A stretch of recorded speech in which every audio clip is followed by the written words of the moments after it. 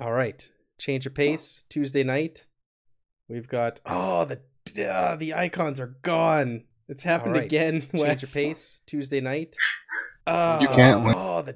The icons are gone. And I've got it's happened again. Wes, because I can hear myself. Hold on. You can't win. Okay, my Discord icons are gone. All right. Tuesday night, we're playing The Expanse. Guest GM Adam is going to run us through the Expanse playtest, and I'm going to play around with my icons and see what I can do in the meantime. So take it away, Adam. All right, sounds good. So The Expanse, based on mainly the novels, not the TV series, which is good because it's set between book 1 and book 2, and there's actually a year gap between book 1 and book 2, whereas in the TV series, it kind of just flows into the other. So, welcome to The Expanse, a future where humanity is spread out from Earth to settle Mars, the asteroid belt, and the moons of Jupiter and Saturn. Cold War tensions have existed between the United Nations of Earth and the Russian Congressional Republic for some time, with both great powers surviving off the labor and resources of the Belters, the inhabitants of the belt and the outer planets.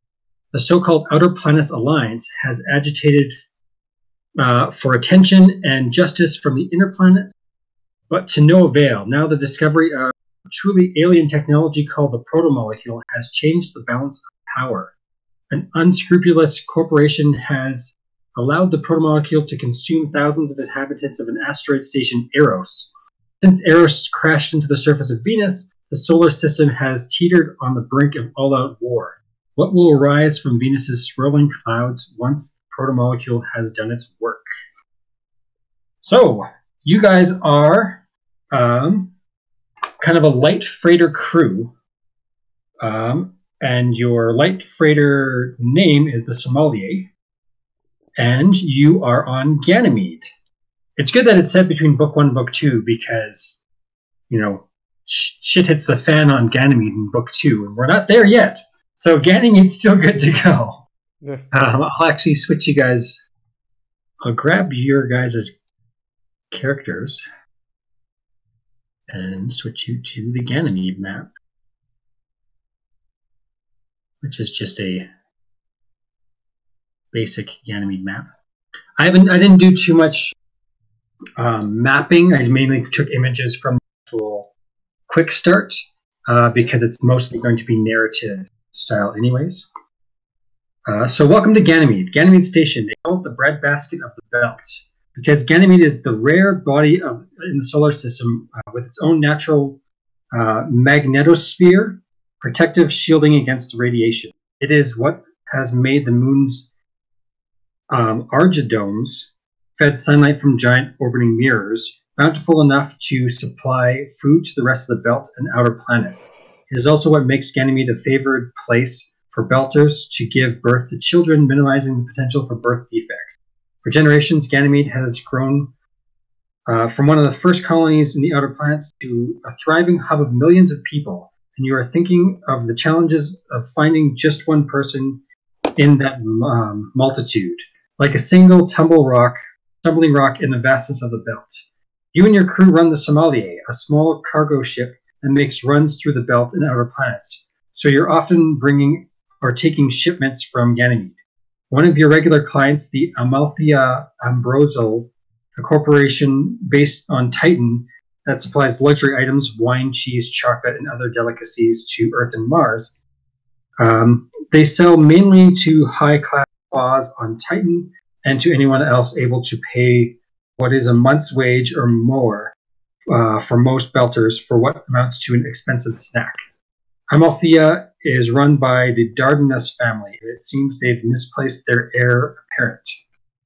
Kai Dardanus took off from Titan not long after his 18th birthday and disappeared. His family has been searching for him for a year now, without any leads or much hope of finding him, until Kai's access codes were used to log into a company's system. The login was brief but traced to Ganymede. With your ship already en route for a delivery, you receive an unusual tight beam transmission, a message from Theo Dardanus telling you that if you recover his son and return him to Titan, you will be compensated with enough money to pay off your mortgage on the Sommelier. course, Daddy Dardanus also made it pretty clear if you refuse, you might find cargo contracts drying out awfully fast and have trouble paying your dock fees, much less keeping your ship from being repossessed. Although the elder Dardanus didn't say so, one other thing that is also clear, Kai is a legal adult and his family has no right to force him to do anything, but they want him back on Titan no matter what. This is less of a missing persons investigation and authorized kidnapping. Not that the distinction will matter much to Pinkwater, a corporation that handles security on Ganymede. So it's best to watch your step and be discreet. Sasa? All right. So, there are three sort of main actions in this game to drive the story forward. I'll actually move you guys over to Sasa. Exploring Ganymede. So there's what's called exploration encounters, which is sort of like a broad investigation, which then narrows your search to like social encounters or combat encounters. So right now, you've landed on the docks of Ganymede, and you know that the one lead that you sort of have is that Dardanus Amalthea access codes was traced back to a bordello on a station called La Cage. Actually, I will bring up. So here's who you're looking for. This is Kai Dardanus.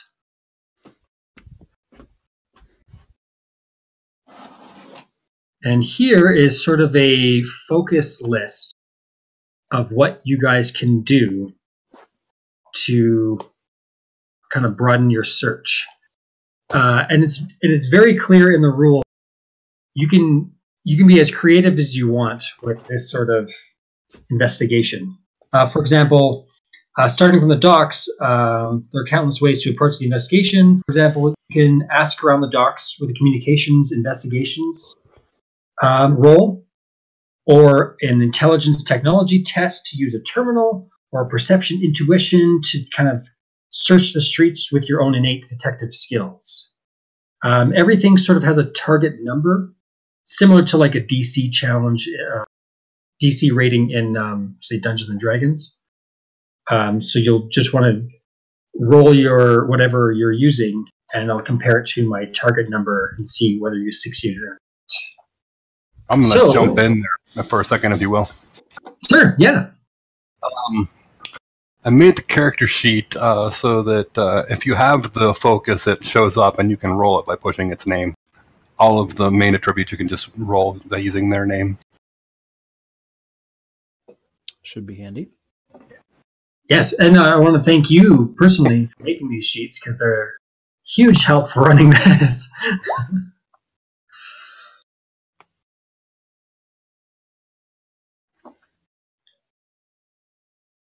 So then you can see there. Cal's using his strength to like try and flex to try and find this guy. I was just playing around with this handy character sheet that Wes created for us, clicking the buttons to see how it works. Right. Cool. This is very cool. Wes is our guru when it comes to character sheets.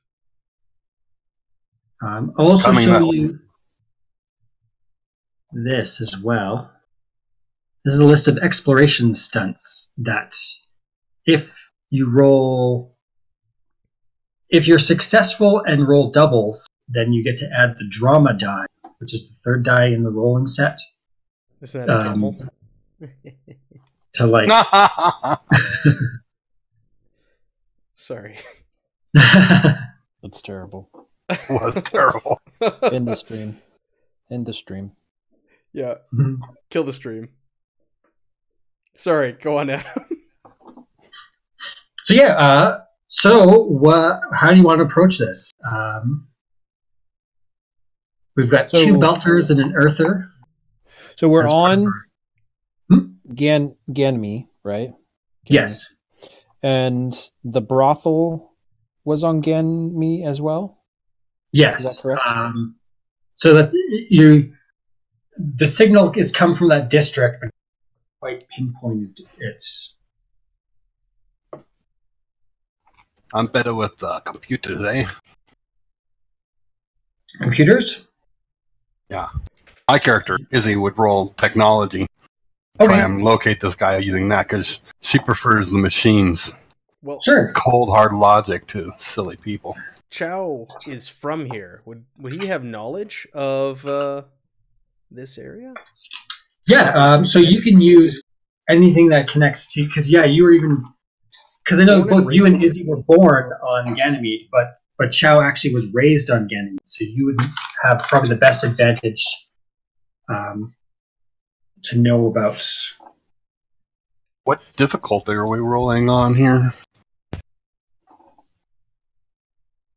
Oh, so you said it. So you actually have to type in the target numbers. Yeah. I made it 5 through 21, so you can just pick a number. Okay. So if you're rolling technology, the target number is 9. So not that difficult. It's an easy, eh? An easy one. What about can I use my intelligence to determine if I know anything? Since you grew up here, I'm going to even give it. You can use an intelligence target number 7 to just try and recall things about the area that might jump at you. Ooh! Look at that! Is that good? I don't You know. got the drama, dude. You got some drama. Is that good or bad? I don't know. Good. You got cigarettes. Hey guys, I found a pack of smokes. All right, Izzy, going on the terminal, you find the actual location of cache, and you even kind of find out that there's some criminal activity sort of swirling around the cache, specifically a guy named Orn Aquila.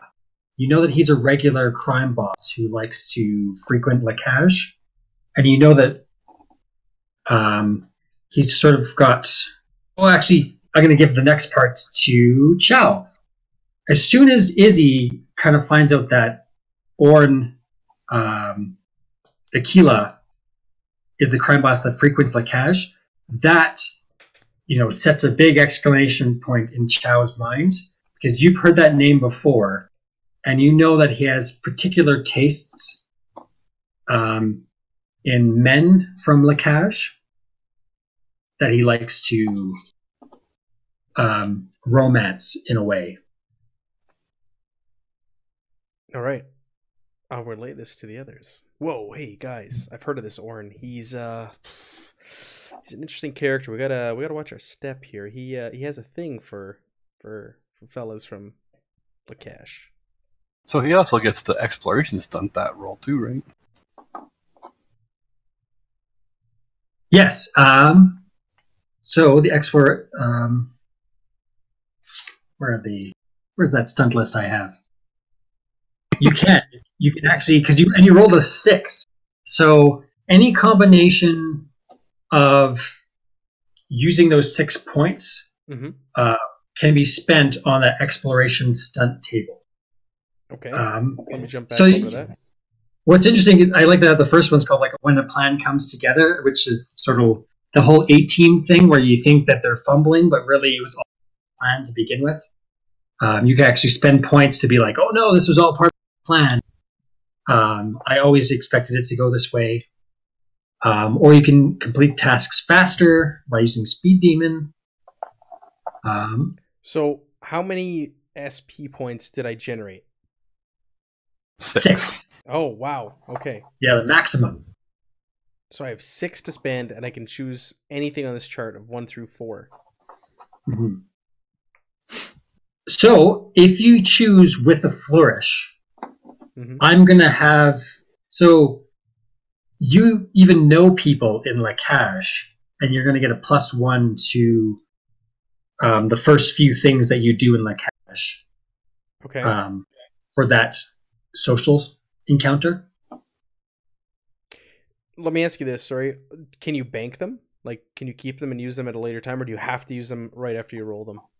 You have to use them right after you roll them. Okay. Yeah. Otherwise, they go off into the ether.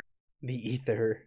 The Yeah, expanse. let's- They go up into the expanse. It's the expense. Yeah. Yeah, Well, let's do it with the exactly. flourish. I've got 6 points. Let's do the most expensive one. Let's do number 4, cost of 4 or whatever it is, with a flourish. So, you still have 2 points you can spend on Speed Demon to say get there faster. Yeah, let's do that. Like, hey guys, I grew up here. I know some shortcuts. Let's not take the main highways and byways. I'll show you the fastest way there. All right. So he takes you down some. So specifically, Chow, that there's like certain busy areas of Ganymede where you'll get like targeted by facial recognition. That like it's part of the like targeted ads.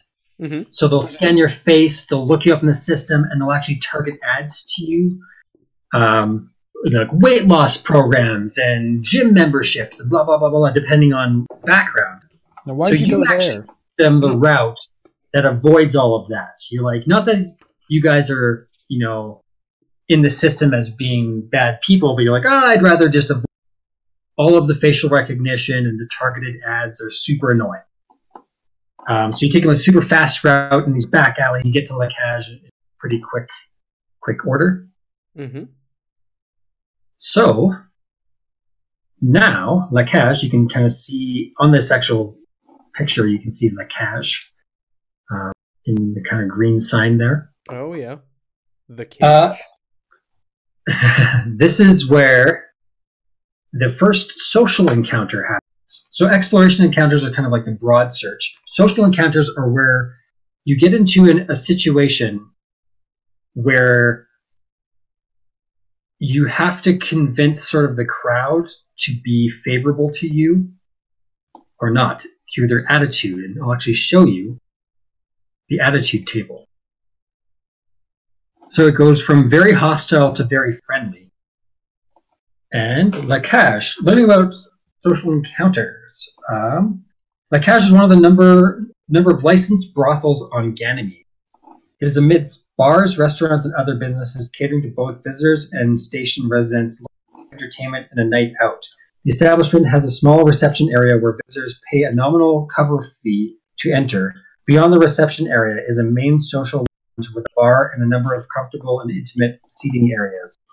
The rest of the establishment consists of small private rooms used by sex workers and rented out to patrons along with their services. Now, you know that it's frowned upon to barge in about workers, and the crowd in this place seems neutral to you guys. So on this attitude table, it's starting off at neutral.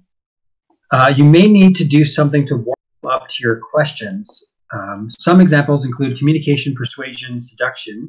You can impress them with your rougher sorts, with your skills with accuracy, dexterity, or strength, or use your intelligence to smooth talk some of the more respectable patrons at the bar. You could also even use your gambling to slip in on a backroom game to get information that way. So any way you want to approach this to kind of change their attitude to a friendlier attitude to answer questions, go for it. Does anybody here gamble? Is that an option? Gamble is an option. Yes, so you can kind of see kind of in the way the corners, where there's less of like the kind of like dancers and sort of entertainment. There's actually guys that have started up certain like gambling games, card games, and such.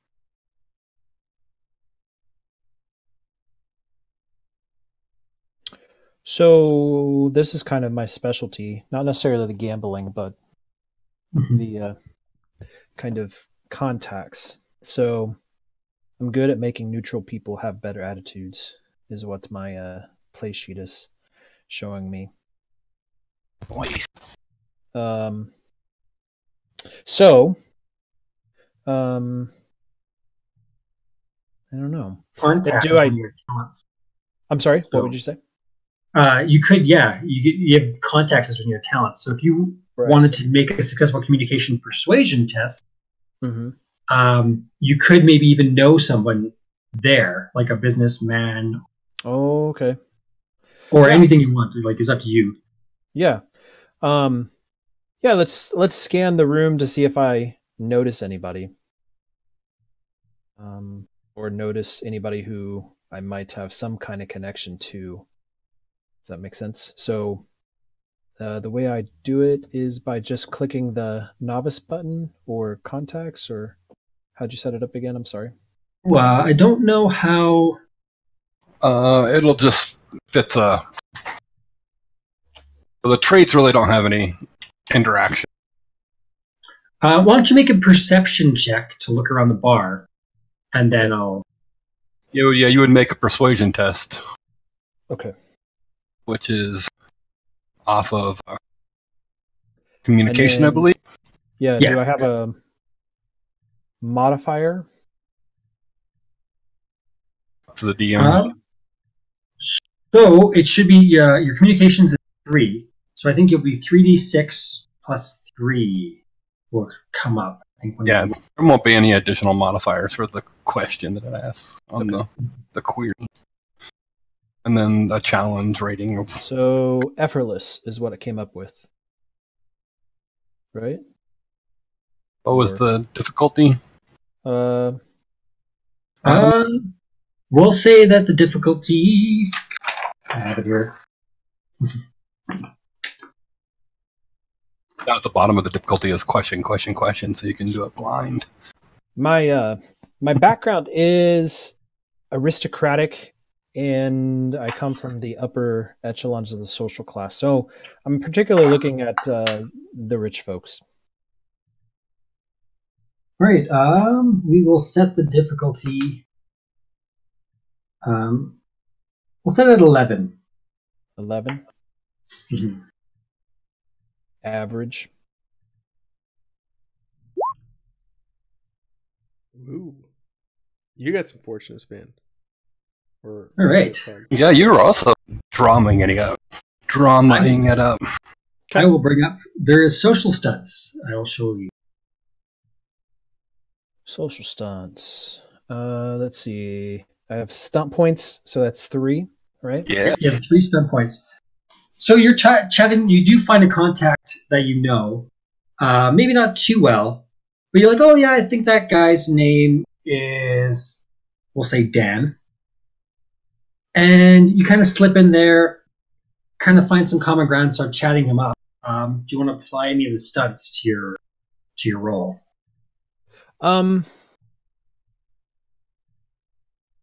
So I'm going to start chatting up this guy, and I'm going to kind of drop the hidden message. I'm going to use that one.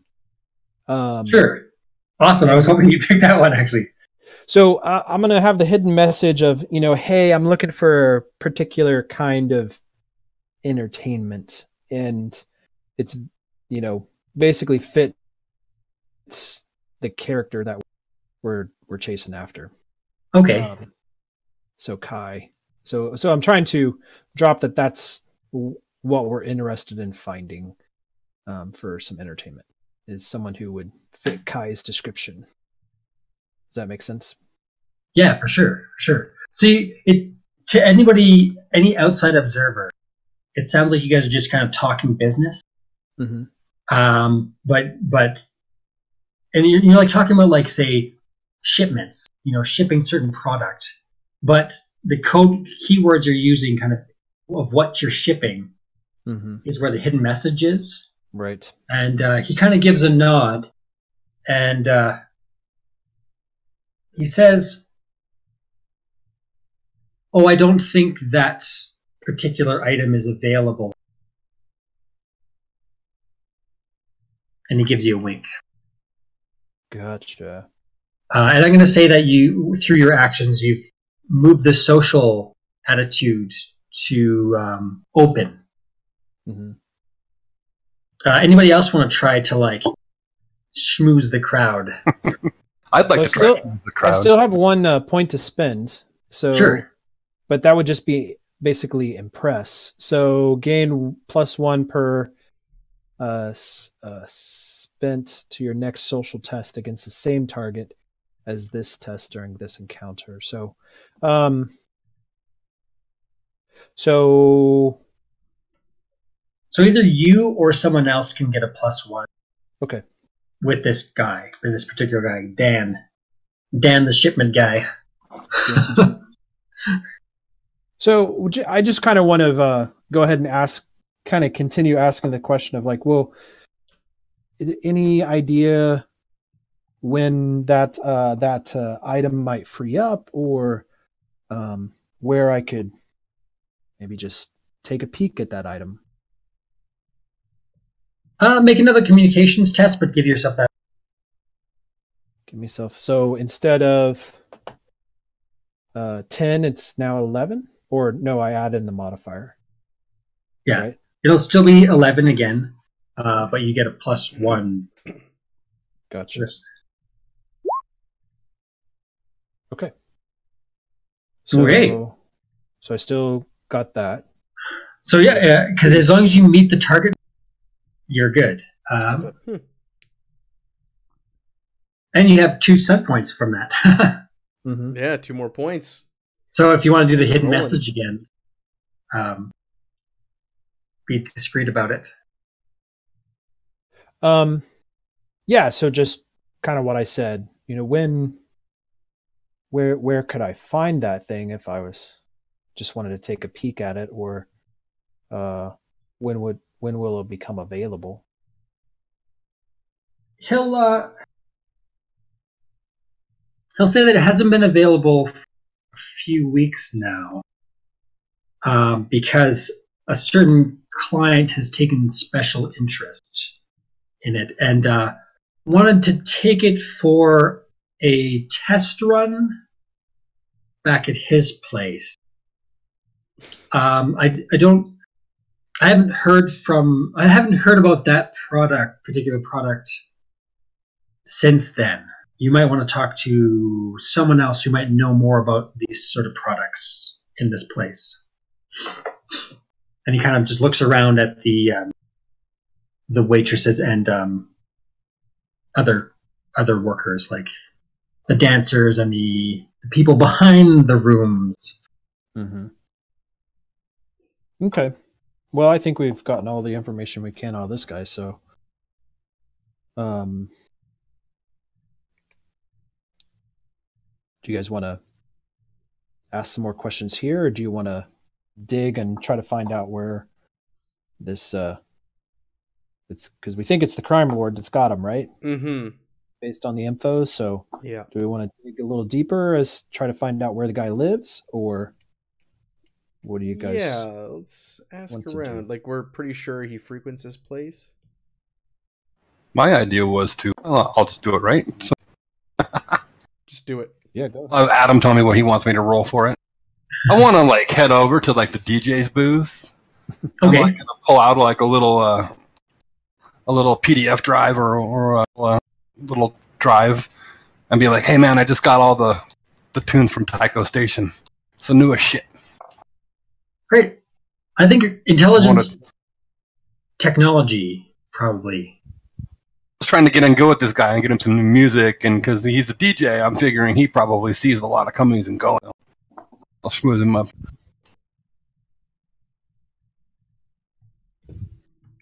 So what should I difficulty roll this? Oh, I'm going to give you what focus? The work you've kind of put in already. The attitude has sort of shifted in the club, and you kind of you've been drinking with these people, and you've been chatting with that guy, Freighter Dan, we'll call him. But just with your interactions with them, people don't see you as a threat. They see you as kind of real business people doing business at the bar, especially with being discreet about it. Using the hit. It does sound like really talking shop and not at all about the clientele or the workers. So you actually have a +2, and I'm going to keep it at 11 difficulty. Okay. What did you want me to roll? Technology again? You can do intelligence technology to impress him with your kind of sick EDM beats. +2 mod and an 11 difficult. Mm-hmm.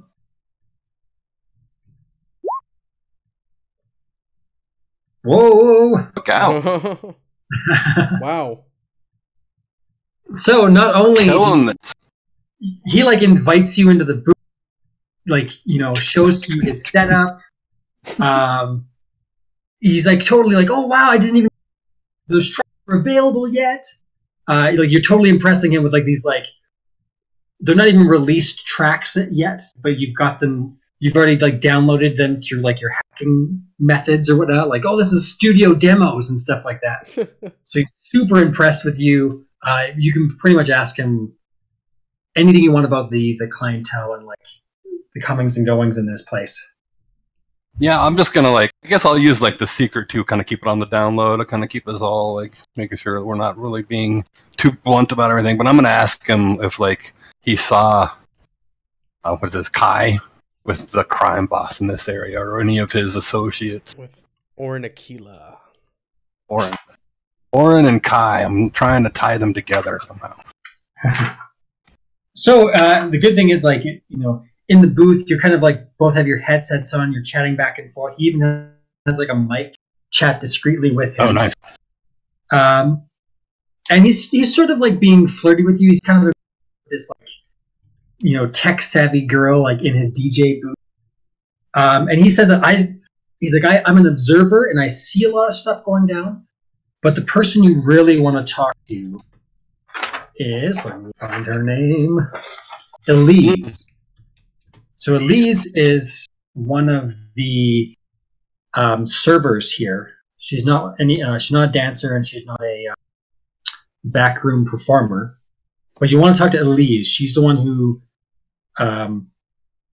she's sort of the gopher. You know, she was just hired not too long ago, but she's the person who brings all the special amenities to the different rooms and makes sure the girls are happy, makes sure the guys are happy. She knows all the teams. So from the DJ booth, you can like see the whole crowd, and he specifically points at her, and he even like gets her attention, cues her over, and points at you. And we'll say he holds up the like 5 fingers, and then through your mic he says, "Meet her in booth number 5." Cool. You see her nod from the crowd. I'll get the other 2 from the crew's attention. Have them head over there as well. Look at Right. just killing it. So you've actually managed to move the attitude table to very friendly now. So it's almost like the people who work there think you're just part of the crew. So you can go on over to booth number 5 if you want. Yeah. Yeah. The number. Yeah, let's do it.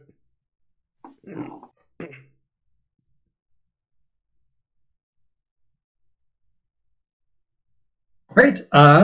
We'll say you kind of get into a small booth, kind of meant for like private entertainment. It's got like a semicircle booth that you can sit at with a table and like kind of a small stage for say a dancer, and even like a nice like lounging bed for other stuff. But this, you know, young attractive girl is standing there kind of waiting for you tentatively, and she's like, yeah?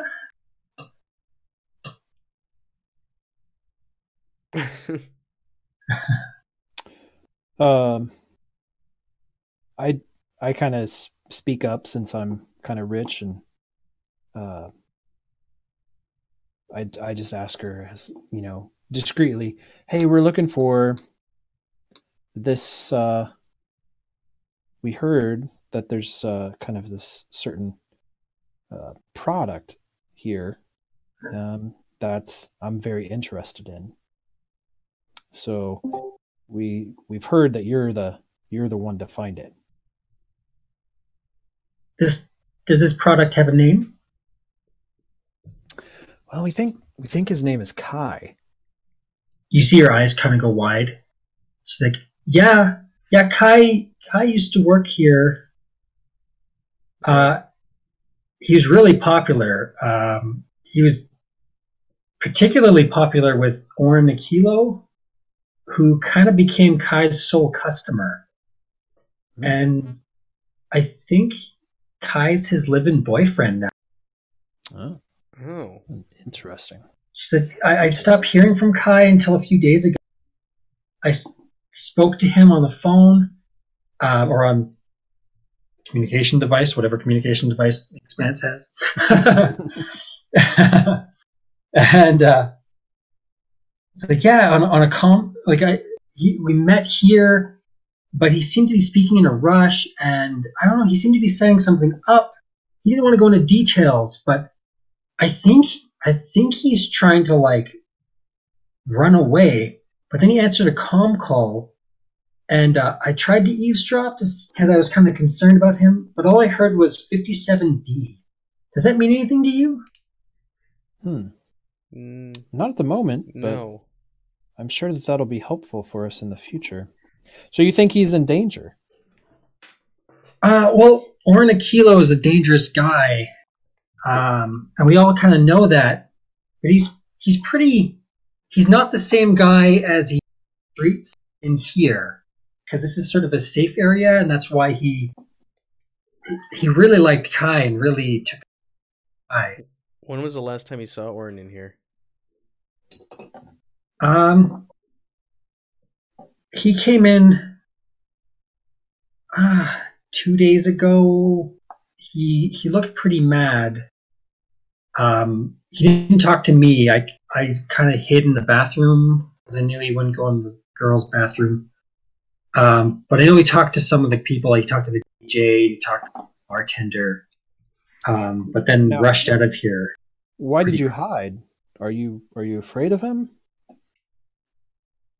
Because I'm Kai's friend with what they're doing. I didn't know what to say. I was afraid of him pressuring Kai things that Kai wouldn't want him to know. Like what sort of things? Well, Kai's kind of a spoiled boy, so he does what he wants.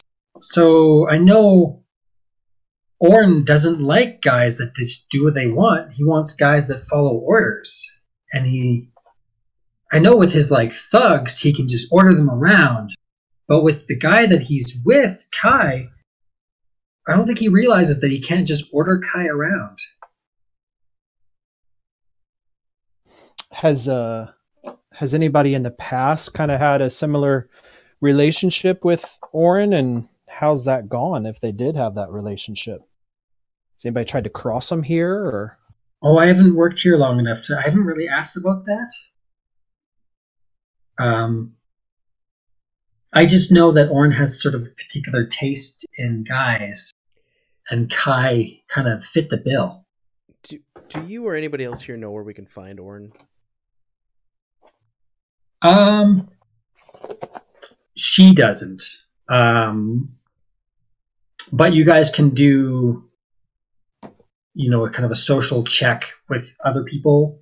Like she can maybe, because she said that Oren talked to the DJ and the bartender. If you guys want to use any social skills to kind of ask about him. Yeah. Well, Wes, do you want to talk to your buddy the DJ to see if you can get his address, or? Oh, sure. Maybe.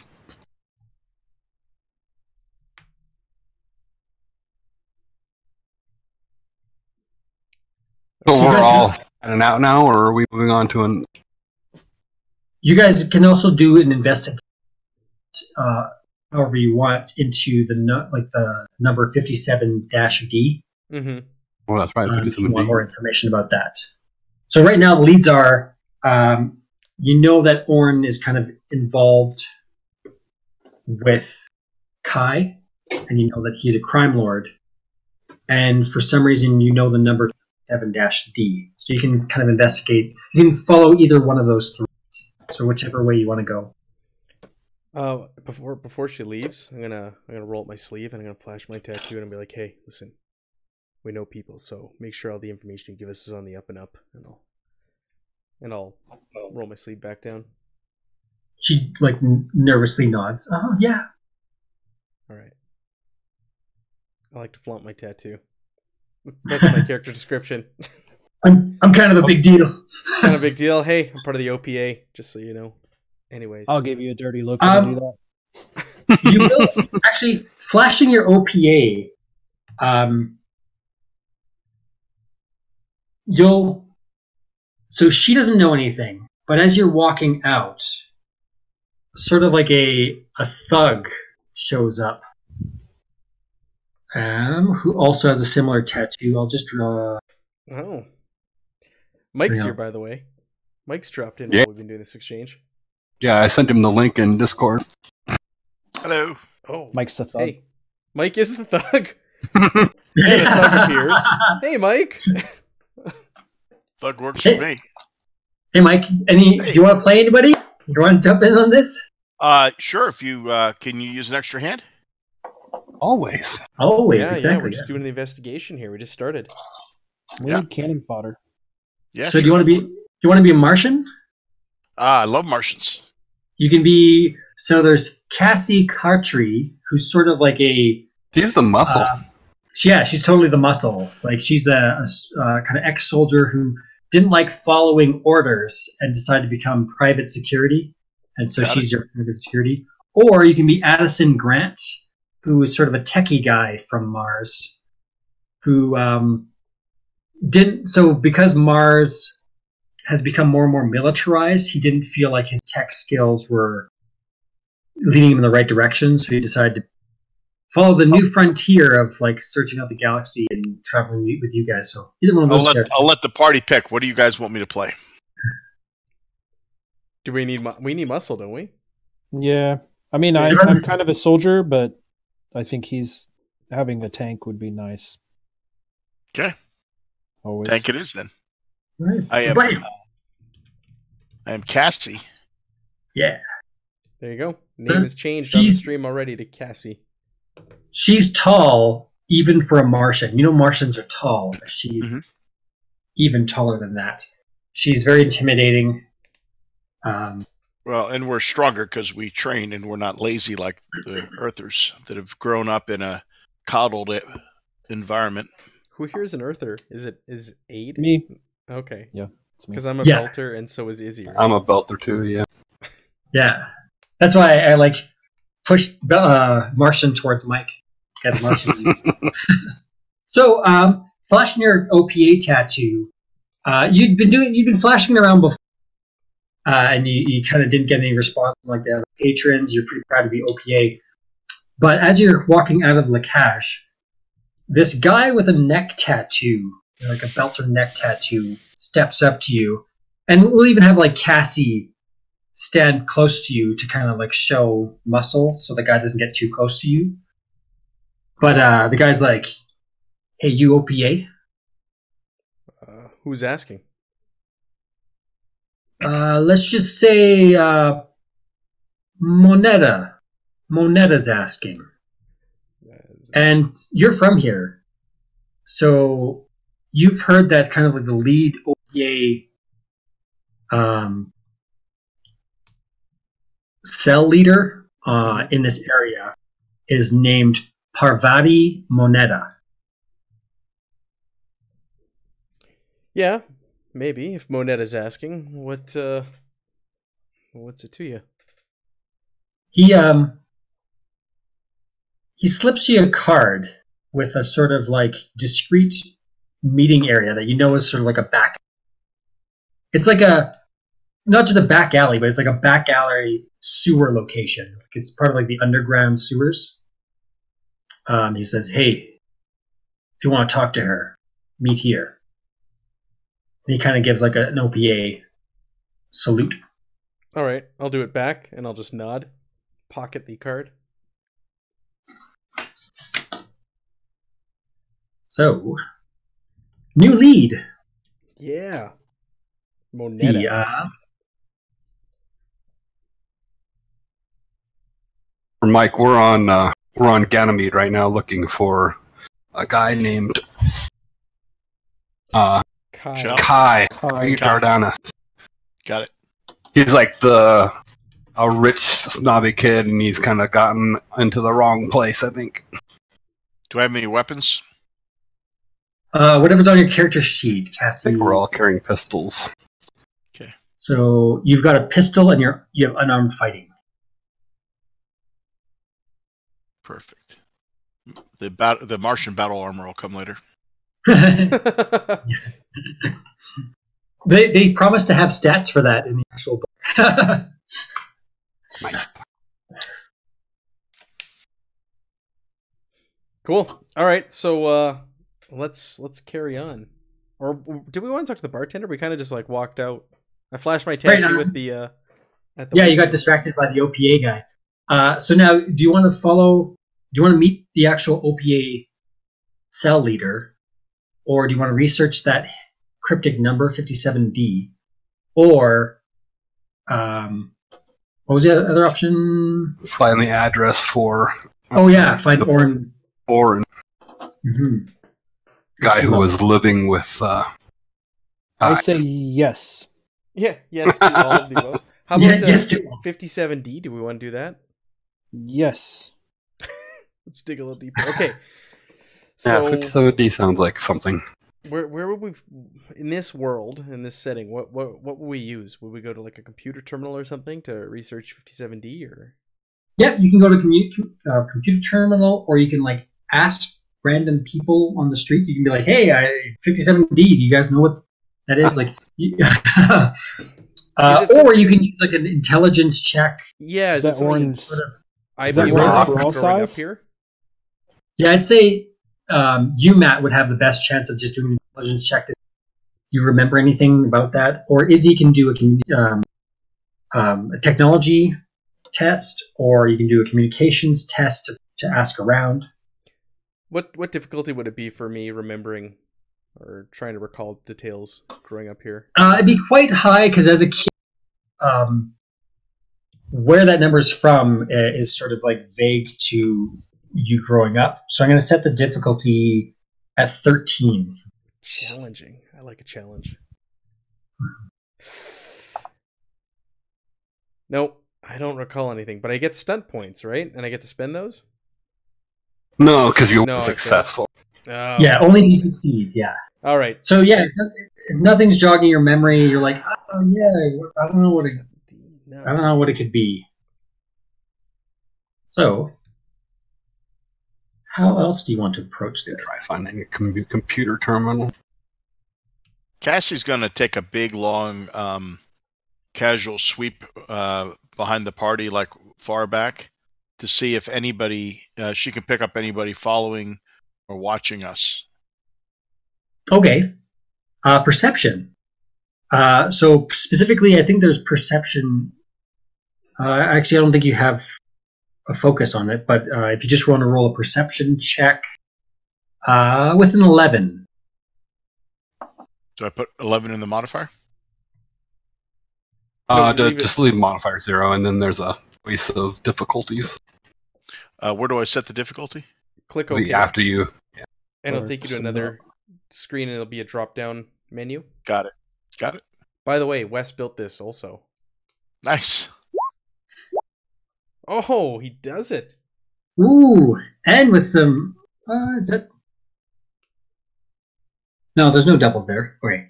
So yeah, so you... Oh, there's not. That's a bad roll. Oh no, it didn't pop up some points. Mm-hmm. Is that good or bad? I can't. Oh, I mean, you succeeded. Okay. So, what you notice is, are you guys outside Lakash, or are you guys still inside of Lakash? I think we're probably still inside. Mm-hmm. Okay, you look around and you notice two guys show up. We'll have them look like... Ooh.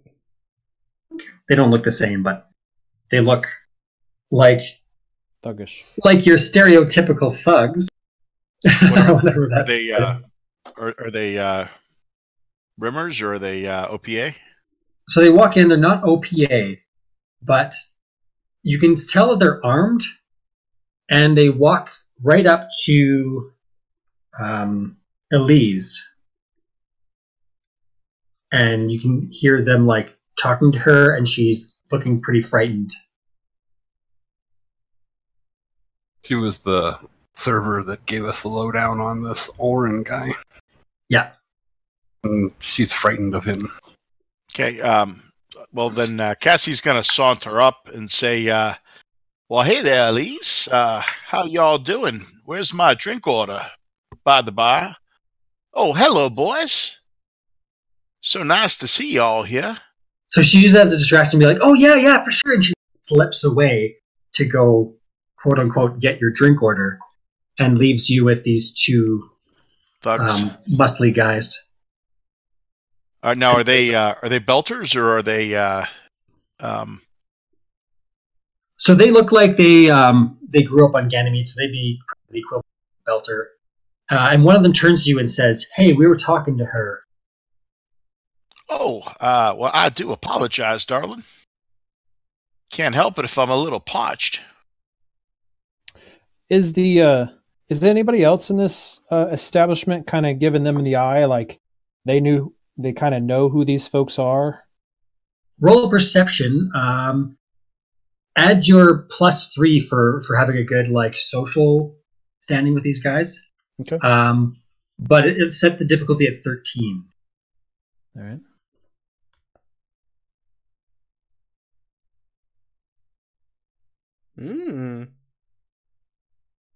Okay, so you notice that they're because like Haj has very like dangerous clientele that come and go, and most of them are keeping a good straight face. But you can kind of see some of them giving slight hints that these guys are kind of like rough guys, and I'll even have like Freighter Dan kind of signal you.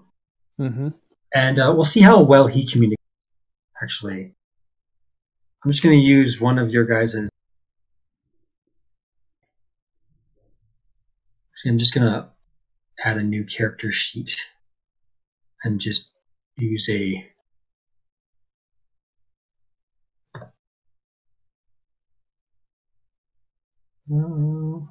Yes.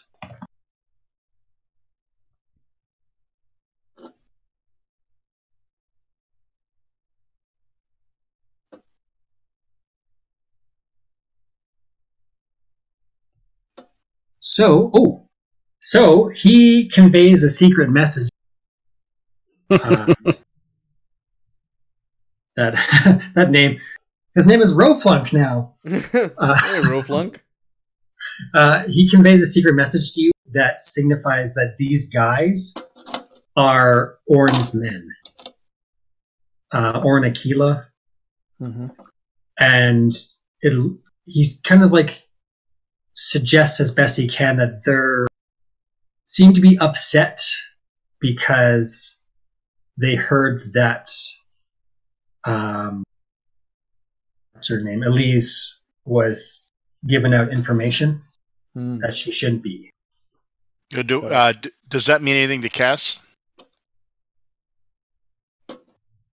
Doesn't Cassie doesn't quite like you're busy confronting these guys, but you see Lade, who seems to have a good social standing with this guy sitting in a booth, kind of move over to this guy and kind of like chat with him. Okay, but out of character, do I know who Oren is? Yes, Oren Aquila is the crime boss who frequents Lacage, and he has taken a special interest in your guy, the guy that you're trying to find. But we're not working for him or anything. No. Are we working for the OPA? No, you guys are private contractors. We're working for his family. We're working for this kid's family, right? Yes. Yeah. Oh, we're trying to find. I got it. So we've been hired by the family to find him. Mm-hmm. Right. Okay. Who are also clients of yours that often get you to ship stuff. So if you do a shitty job of this, you might burn your bridge with that corporation. Got it. Okay, so it's a corporate patron. Yeah. Got it. Yeah. So Cass will say, "Well, hey, fellas, there's plenty for everybody. I can buy you drinks as well." One guy, the guy who didn't speak the first time, steps up and kind of like stands next to you, showing off how tall he is, basically. And he says, "Why don't you get your drink and then fuck off?" Oh, now that's just not polite. And she will wait on her drink, but she smiles pleasantly to him. Elise comes back with like a drink that she because she never got a drink, so she brings you some kind of like popular Surely cocktail. Temple. It's a little kind of floofy for you. It's got like a cocktail umbrella in it, Mm-hmm. and it's a kind of a nice shade of green, maybe like the same shade as Zhao Zan's Den's logo.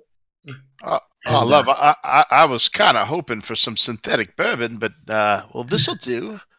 Umbrellas are nice, and then she'll just plunk herself right down there, so that they can't intimidate her. You plunk yourself as close as you can to like one of the seats nearby. But one of the guys just kind of grabs Elise by the arm. You know, that kind of rough grab that, you can see a guy grabbing a girl's arm. They grab her by the arm and like kind of pull her towards one of the private rooms in the back. Oh, so she's on the same side of the bar as they are? Yeah, she's like the go. She's the one who's making sure like the private rooms have what they need, and other people that are away from the what they need. She's kind of like a young server there. Right. She's gonna cock her head and squint and look to whoever in charge, like, pull me in, coach. Who's running the show here? Aid? No one really at the moment, but yeah. So they're taking her back to a back room. Yeah, we'll say they take her back to like room number 5, the same room that you had your private conversation with. Is there a way for us to kind of move our way to closer to room number 5 and kind of eavesdrop, or Does anybody They ready to bust it? Did they both go, or was it just one of them? So these private rooms are for like private dances, lap dances, and even sex. So when the door's closed, it's soundproof. Is it locked? It seemed locked, but if someone was skilled enough with, say, dexterity... Is there a bouncer? There's bouncers at the door where you pay cut. And there's like a guy watching the stage, but they're pretty lax. Are there Especially when it comes... Okay. All When it right. comes Are to there order security to those sensors? guys. Are there security sensors on it? Security sensors on...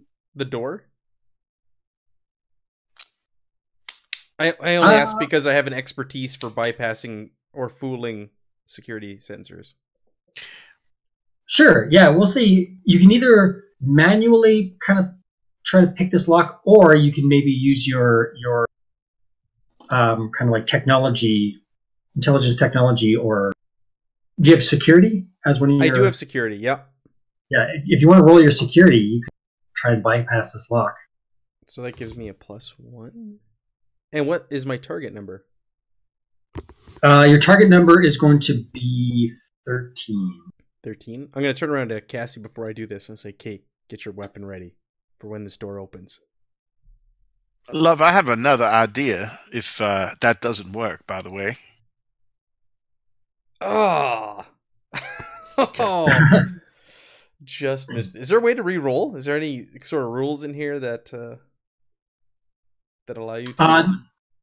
Not that I'm aware of. I think so. Your fortune points. I feel like with the fortune, but it's not in the quick start. Yeah, exactly. That's okay. All right. Cassie's over at the bar. She has a maker skill, which she can use in intelligence engineering to make items. Is there anything she could use to make a small flame? Her thought is to just go to the bathroom and set off the fire alarm and empty the building. So you guys have kind of built a rapport, and guys, people like they're very friendly with you here. They think you're here to like find out about Kai and make sure he's safe. So the bartender even like lets you come back behind the bar, and you can grab like some 51 proof stuff and like use it to start a fire if you want. Okay, yeah, or even a lighter for a smoke or something. But she just wants to get to a sensor. She's They going all to. vape in this century. Maybe the bartender has a key to the room. Yeah, that was the other. Well, I was thinking it'd be safer to make these guys come out on the fire alarm. So yeah, you can roll your maker. It's going to be, we'll set it as 11, but you get a +3 modifier because the bartender is so curious on what you're doing. Yeah, he actually helps out. How do I roll that? So is it under? So makers Under when talent. talents. What does it say under maker? I clicked it and there's ranks in it, but I don't see a place to. You would use your intelligence engineering roll. Oh, okay. So, you mean that thing that says 0? Your intelligence is 0. Great. Engineering is actually a focus, which gives you +2. You hit the engineering. So, there's another thing to roll for engineering? Okay, Yeah, so yeah, intelligence. whole word engineering Yeah. on the right-hand side, under intelligence. Oh, I see it. Okay, thank you. And then I get a +3, you said? Yes. And then you want it to be 11? Yes. Nice. So yeah, with the bartender who's like laughing at what you're making because he can tell that you're making a devised weapon of some sort, but he's curious to see what you do about it because he saw those two guys go in the back room. So do you want to set it off? Well, I'm going to tell the party, get prepped, separate her when they come out, and if they don't come out, the place will be cleared if we decide to beat the shit out of them. Does anyone else have weapons? I have a pistol. We've all got pistols. I think okay. everyone has pistols and hand-to-hand. Just I have my checking, just brain. checking. Is anyone trying to talk Cass or tell Cass not to do this? That's a good question. Nope. Okay, then she does it. She sets because she doesn't want the girl hurt, so she sets the alarm off. All right, yeah, you pull out like a lighter of some sort, and you use your you've made this like super alcoholic beverage basically that you can either light on fire as a small flame in the glass, or you can like put in your mouth and spit it out like a fire performer. Oh, nice. How do you want to do this? Yeah, she's gonna pour a big glass of it, and she's gonna or even a Molotov cocktail. You can throw it like a Molotov cocktail. Yeah, she's just gonna drink some, and she'll spit it onto the fire sensor with the blow it through the lighter, and then she's gonna take another drink and set the glass down and hold it in her mouth with the lighter when she sees these guys. Great. So that triggers the fire alarm. And fire alarms are particularly bad on colonies set in space. So immediately the fire alarm starts to go off. The lighting changes to like kind of direct people outside.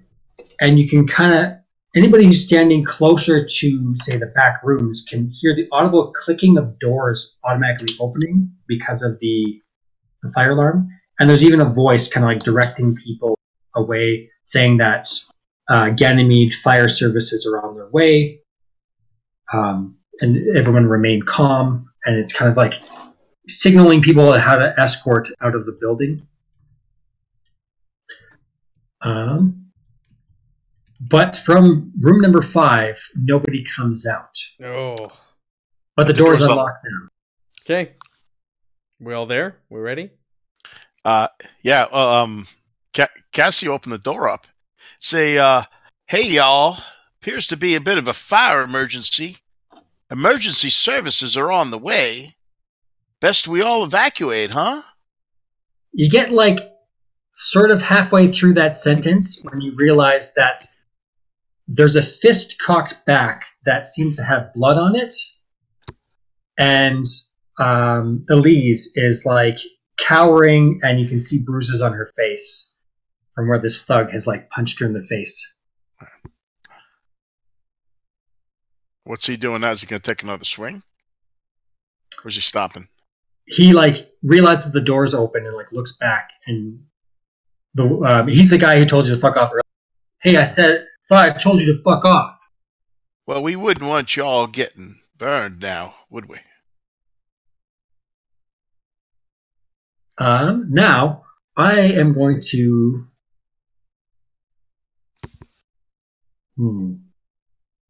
These guys. There's just two of them, and there's 4 of you guys. She's just trying to be helpful now. Concerned for everybody's safety. I'm going to have them roll a willpower. Not to attack us. And actually, everyone here, roll a fighting. Fighting. To kind of like. Ugh. Is it fighting or strength? One of them has intimidation. So Strength has intimidation. You're 4 people with like weapons ready. Still not great. What's our target number? Just put question mark for now because I'm just using it H and how they're gonna roll. They're like It's labeled secret Okay. drop. So no modifier? Woo.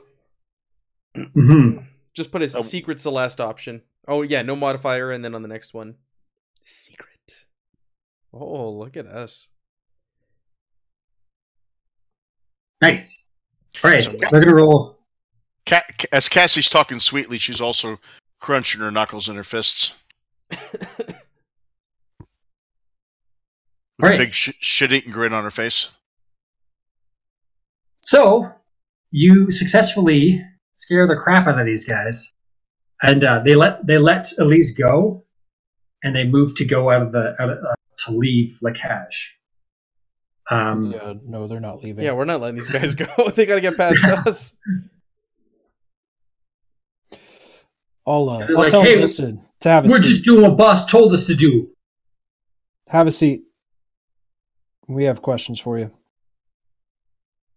They like try to push past, and like Yeah. you're like awkwardly standing in the door, and they like have this awkward moment. Does anybody want to like shove them into like the seat? Cassie? Yeah, I'll let Yeah, Big Bertha do it. Which one looks tougher, or which one seemed like he was in charge? The guy who said we're just doing what boss told me is not the person who told you to F off earlier. So he's sort of like he's the talker, if you can call it a talker, and the other guy's more muscly. I'm going for the bigger guy. She's gonna now. You know, he's on Ganymede, so he's nice and tall, but his bones are hollow like a little baby bird. And she's going to grab him by the under the chin, and with her left hand, she's going to jam her hand down on his sidearm so he can't draw it, and just slam him full on against the back of the wall. And said, and in the sweetest southern drawl, she's going to say, "The man said to have a seat, sugar."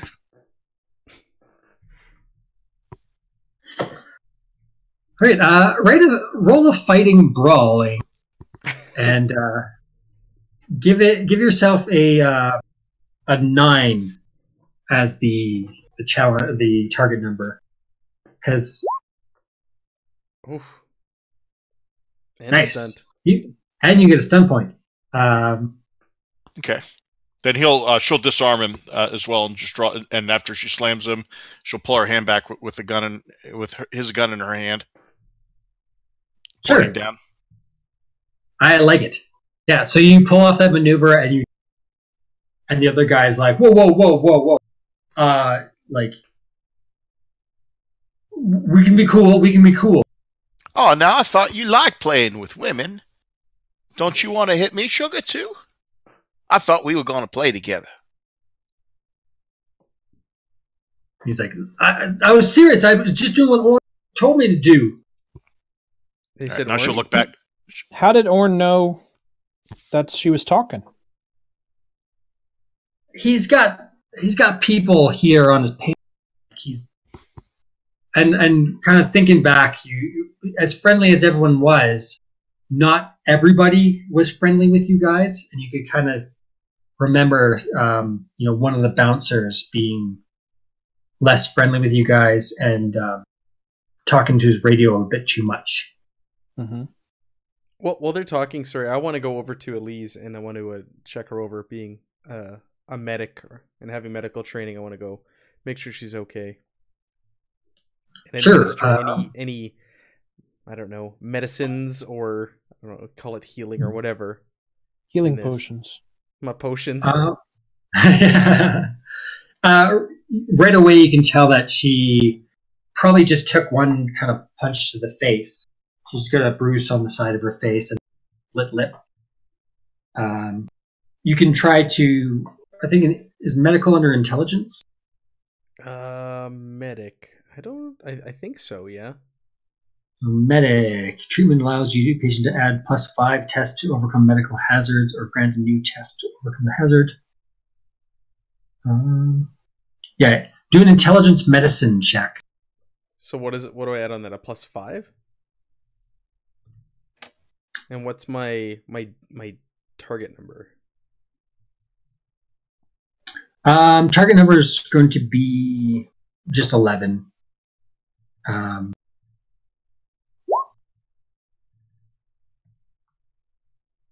So yeah, you, like, right away you kind of swoop in and start like taking care of her.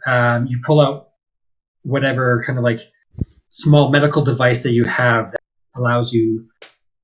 You know that you have like the med bay, which is for like more serious stuff, but for like a split lip and stuff, like you pull out some like some kind of like salves, and like you kind of wipe it away. You can smear on some like nice cream that already you can kind of see it kind of knitting back together. Yeah, I think I'm gonna usher her out of here as well, and just kind of like maybe take her to the bar and get some ice. Sure, yeah, and you got like great bedside manner. Yeah, I'll let me take care of you. Like, that looks terrible. Like, let me help you out. Well, these guys take care of the bad men. I'll take her here. And sounds good. I like it. Okay. Right, back to you guys. So these guys are. The one guy is like feeling pretty down because he just got his ass kicked by Cassie, and the other guy is like ready to spill his guts. Like, hey, Orton just sent us. Like, we just tells us. Like, he's like, we're looking for his boyfriend Kai. Yeah, you're looking for Kai? Want to know? You're looking for Kai, huh? Yeah, boss hasn't seen him in a few days. He took off. All I know is that I heard that he was talking to some guys connected to the OPA, but I don't like. Our sources say that he tried to brush them off. And they kept trying to talk to him. That's it. That's all I know.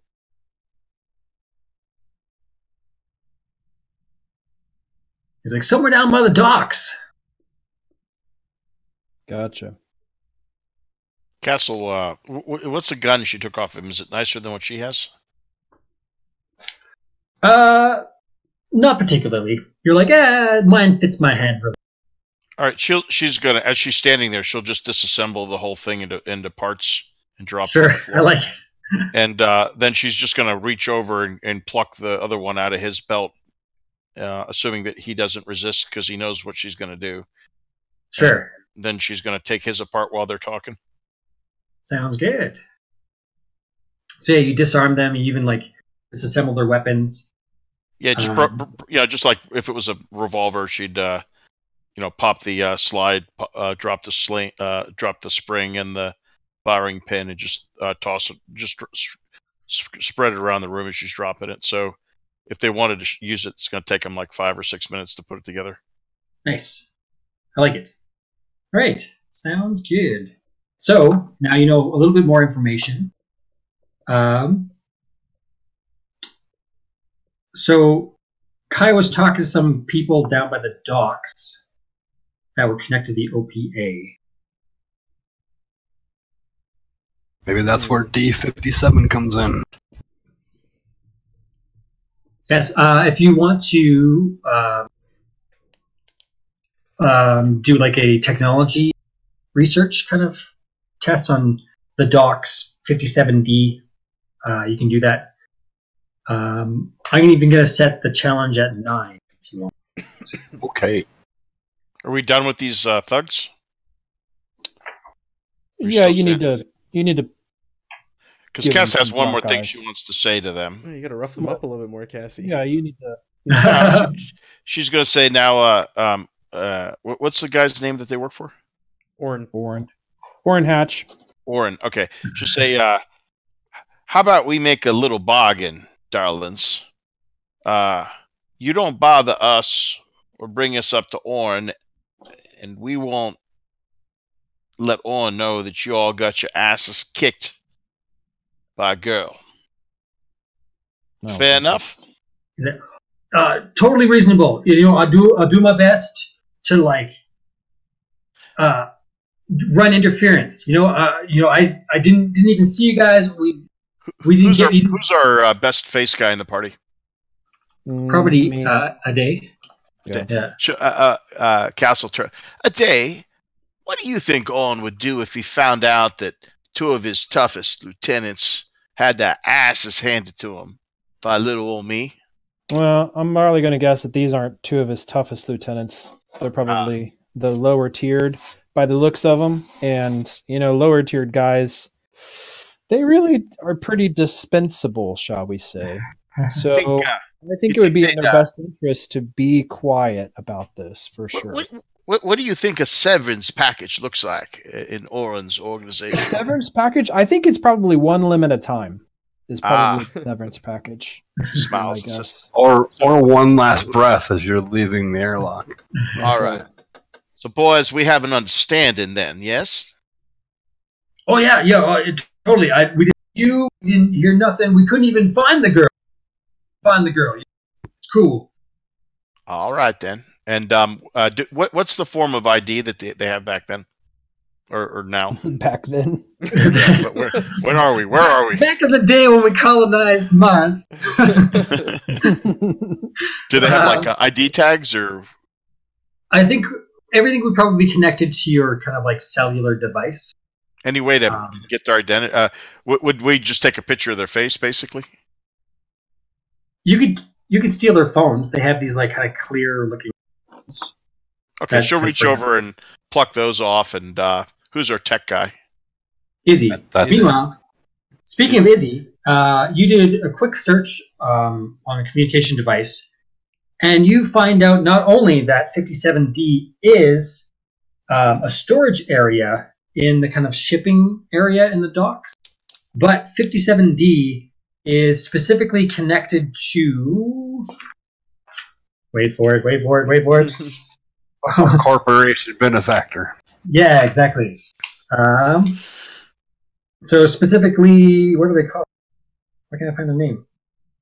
All I remember was the Pinkwater Security Forces, but that wasn't it. I like it. Where's the pink water? What? Here we go. Amalthea Ambrosio. So you know that specifically that cargo shipment was a Amalthea Ambrosio shipment that specifically through talking to your employer is a shipment that went probably is how they got the kind of ping on Kai. Mm-hmm. And you know exactly where it is. Ta-da. Time. Meanwhile, we'll say Cassie walks up to you, Izzy, with two cellular devices that she stole off these thugs. Oh. We're gonna want to know who these fellas are, so we can return these to them later. Yeah, I can arrange that. All right. Thank you, dear.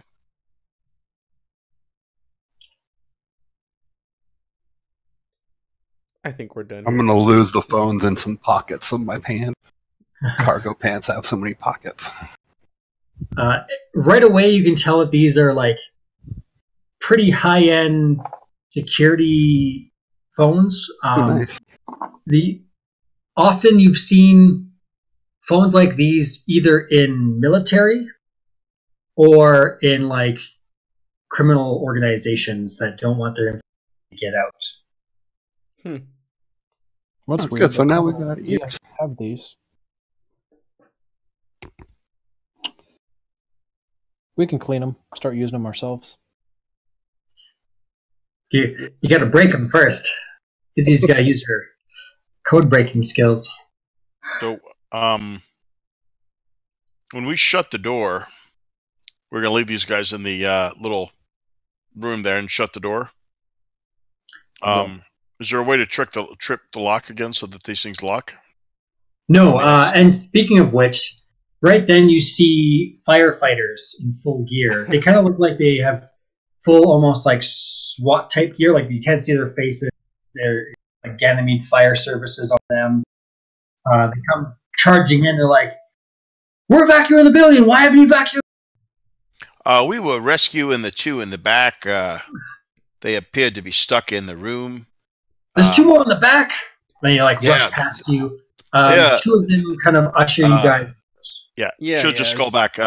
They're getting their clothes on. They were hot in the moment when the alarm went off. When I see them burst through, I'm gonna kind of put my arm around Elise and usher her out, just kind of before they start shouting and stuff. Sure. Okay. Alrighty. Right, escaping outside. So I'm guessing they relay this information to me. That card that thug gave me, with the address. Where is that? I want to look at it now that we have now we know where 57D is. Is there any relation to where Moneta meeting place is? The meeting place is somewhere between here and the, but in like the sewer area. It doesn't seem to be. You can't see any like kind of locational ties to either the club or the shipping area. It almost, from your experiences, it seems like they've chosen a location that's sort of discreetly away from the Pinkwater security, so they can have a private meeting with people. It doesn't seem like a trap. It just seems like a neutral location. Okay.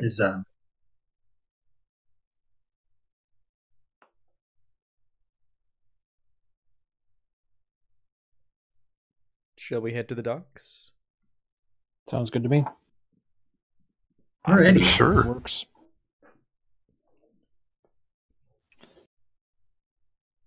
So we just gonna go. Well, I'd say we kind of make our way down to the docks and then kind of find out where this place is exactly, and then give it a good stakeout before we kind of move in for a closer examination. That makes sense? Sounds good to me.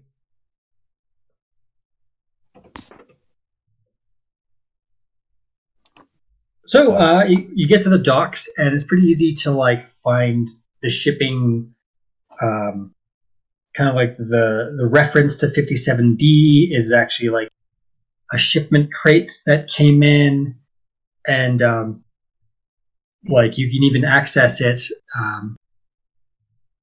if you guys actually. So it's a shipment crate. It's not like a location. It's sort of both.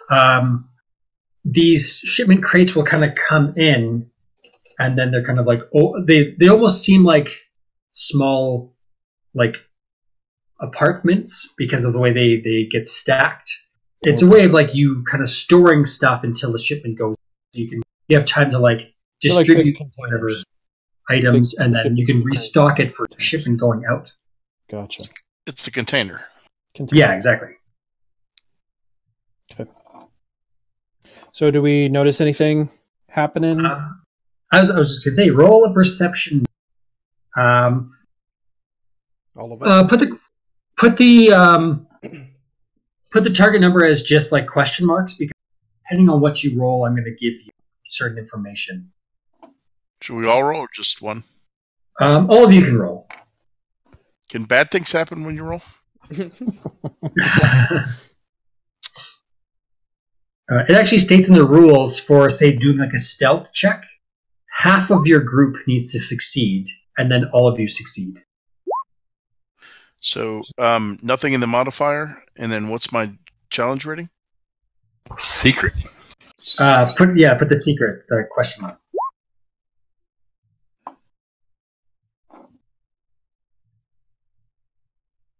So, Adea Kintala, you notice right away private security guys kind of like checking out the docks. Mhm. They seem to be sort of like almost doing what you guys are doing. They're staking out the place, but they don't seem to know the specific crate they're looking after. So Gotcha. you can just kind of tell by their movements that for something. How many? But they don't. As for everyone else, Chao Zhang, just from like your experiences on Ganymede, sort of the layout of the docks. And as a kid, I used to come here, kind of fool around and like sneak in these like back areas, so you can kind of like sneak the guys in through a back area, so that you're not seen by these security guards. Okay. And we can get to the crate without them seeing us? Yes. Okay. Sounds good. So, why don't me and Mike stay outside and keep a lookout while you two go in and see what you find. Chow nods So, Okay. in agreement. All right. So Izzy and Chow are going in. Yep. Sa. All right. if So you something open happens, don't scream too loud. up. All right. So you open up the crate, and you see a whole bunch of stuff that, like, especially you two as like belters who weren't that well off, you see like wine and cheese and all sorts of stuff. Like one of the crates is open and you see all these items, like these luxury items. You've never even tried wine before or these types of cheeses before. You've only ever had like synthetic stuff. But this is like the real stuff. Which would explain the name of our ship. Just as you guys are kind of like marveling this, like these amazing items, the door slams shut and you all of a sudden go into lockdown. Uh-oh. And you actually hear kind of like the venting of gas. Mm-mm. Help. Ooh. Well, this is a great adventure, guys. Yeah. Nice. No, Talk to you later. What's happening on the outside? So on the outside, Oh, on the top of this, I'll move you guys over. I'm. Ah.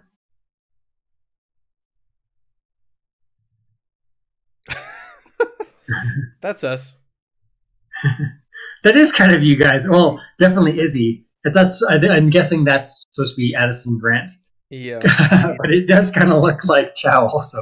So it slams shut. You hear venting of gas. Now's a good time to point out hazards. Sometimes hazards show up, and you guys will have a time limit to overcome a threshold over several tests. I love this mechanic, by the way. It's awesome. So from the outside, you see, like, you hear them like, "Whoa, wow, look at this stuff!" And all of a sudden, boom! The doors lock shut, and you see it go into like crate lockdown mode. And from the outside, you can see on like the display screen that it seems to think that it is in outer space and venting gas or venting the air inside to protect the cargo inside. Mm-hmm. And you even see You guys like, are fine then. You guys will be protected. you even see like hazard venting gas written on the outside. From the inside, you believe that you probably have about 3 minutes before the gas is completely vented out. Breathe deep. Is there no controls on the inside? Yeah, I was gonna say On the inside, there is. There is Okay. control terminal. There's several different ways to approach this, but there is definitely a control terminal. Is there a terminal on the outside? On the outside, you'd have to, because it's connected to the docks. It seems to think that it's in outer space, Mm-hmm. and normally you control it from the dock terminal, but something is blocking the dock terminal from connecting with it. Oh, I was going to do a competing roll against them anyways. thanks. bigger Are cut of the job. That's right. Are there manual overrides on the door, like a plate that I can flip up, and you see those like big handles that kind of flip up and pull out, and you twist them? Do you know what I mean? Not that you can see, but roll a perception check, but set it at 15. I'm not very perceptive.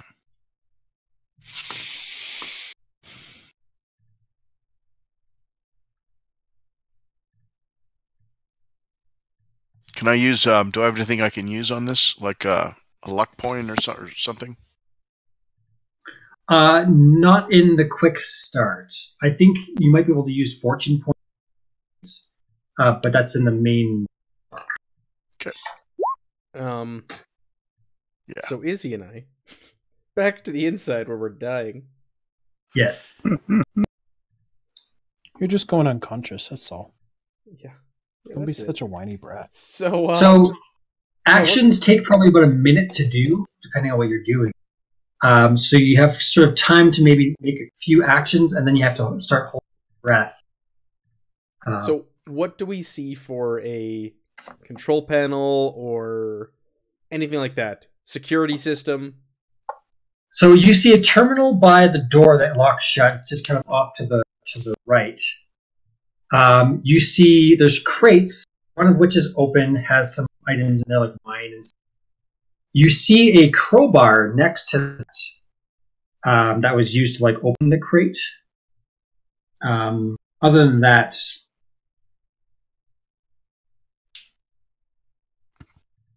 Can I open the door from the control panel? all right. Is there an assist mechanic? Can I assist Izzy? Because I have bonuses to overcoming security systems. I don't know if there's an assist. But what I'm going to do is, because you two have the kind of like the kind of the techie and the security techie, so I'm going to have one of you roll it's a communication, or no, it's a intelligence technology test. But I'm going to give a +2 bonus with the help of the other person helping with the securities. Like if Izzy rolls technology, Go or for it, vice Izzy. versa. You roll. This is we're both experts in different areas of this, but you go for it. Yeah, what's your role? The security? Is that intelligence as well? Yeah, it's Or you can- intelligence as well. You can both roll, but take on from different approaches. You're taking it from like a security view, where Izzy's hacking in, and We're both going toward the same objective, right? So, and Yeah. we have to get a tally towards a certain set number based off of our drama die, if I remember correctly. yes, I get a bonus to But you- fooling or bypassing. but you don't security. need doubles on this. Like The drama die. It's just the actual drama die.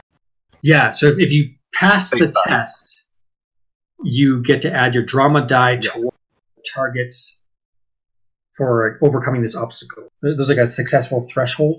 And what was their difficulty? The technology or engineering is going to be set at a target number of 12.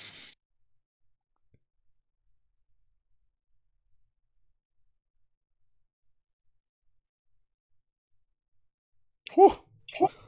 Oh, Wow. and drama die of 6. That's awesome.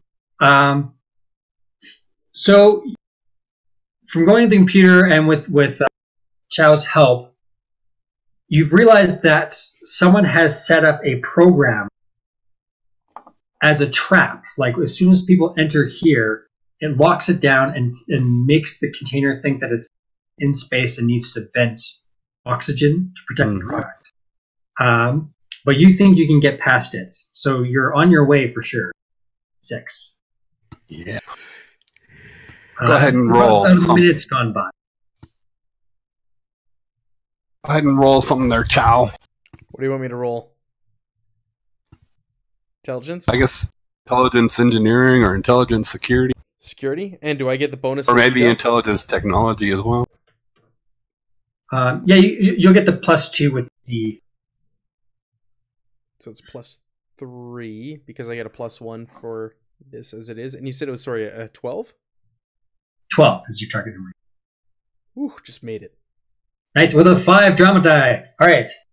So, we'll say hacking the system while using kind of like the crowbar, you make it kind of unlock and then you jam the crowbar and you crack the seal, and all of a sudden the door gives way and oxygen starts rushing back in. From the outside, you see like Chow and Izzy prying the door open using a crowbar, and both of them kind of come out. A couple minutes have gone by, and that's given enough time for the Pinkwater security team to start showing up. Everybody, actually, the 2 people outside, Cassie and Ade, roll perception checks. Target number of 11. Target number 11. No modifiers or anything because we're on the lookout. We'll say no modifiers because this is for specifically someone who is trying to stay hidden. Okay.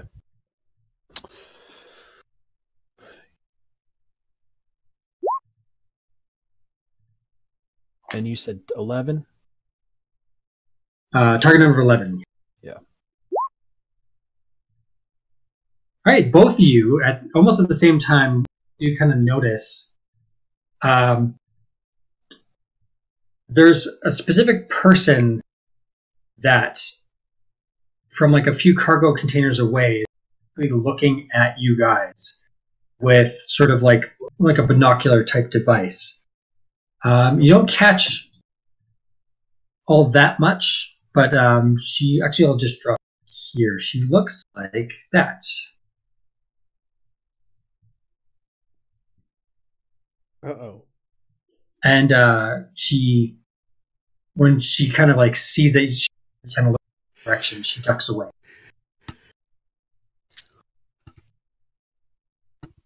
Was that OPA sticker? Or You didn't catch that. You only caught this woman watching. Then the Pinkwater security guy. I'll actually bring out some Pinkwater security guys. now, who are these guys? Do they work for the station? They're basically like cops, but a lot of these outer rim establishments have private security dealt with by certain firms. This firm is called Pinkwater Security. They're a mix of Pinkertons / Blackwater. So, is it appropriate to shoot them, or should we try and talk our way out? Shoot them.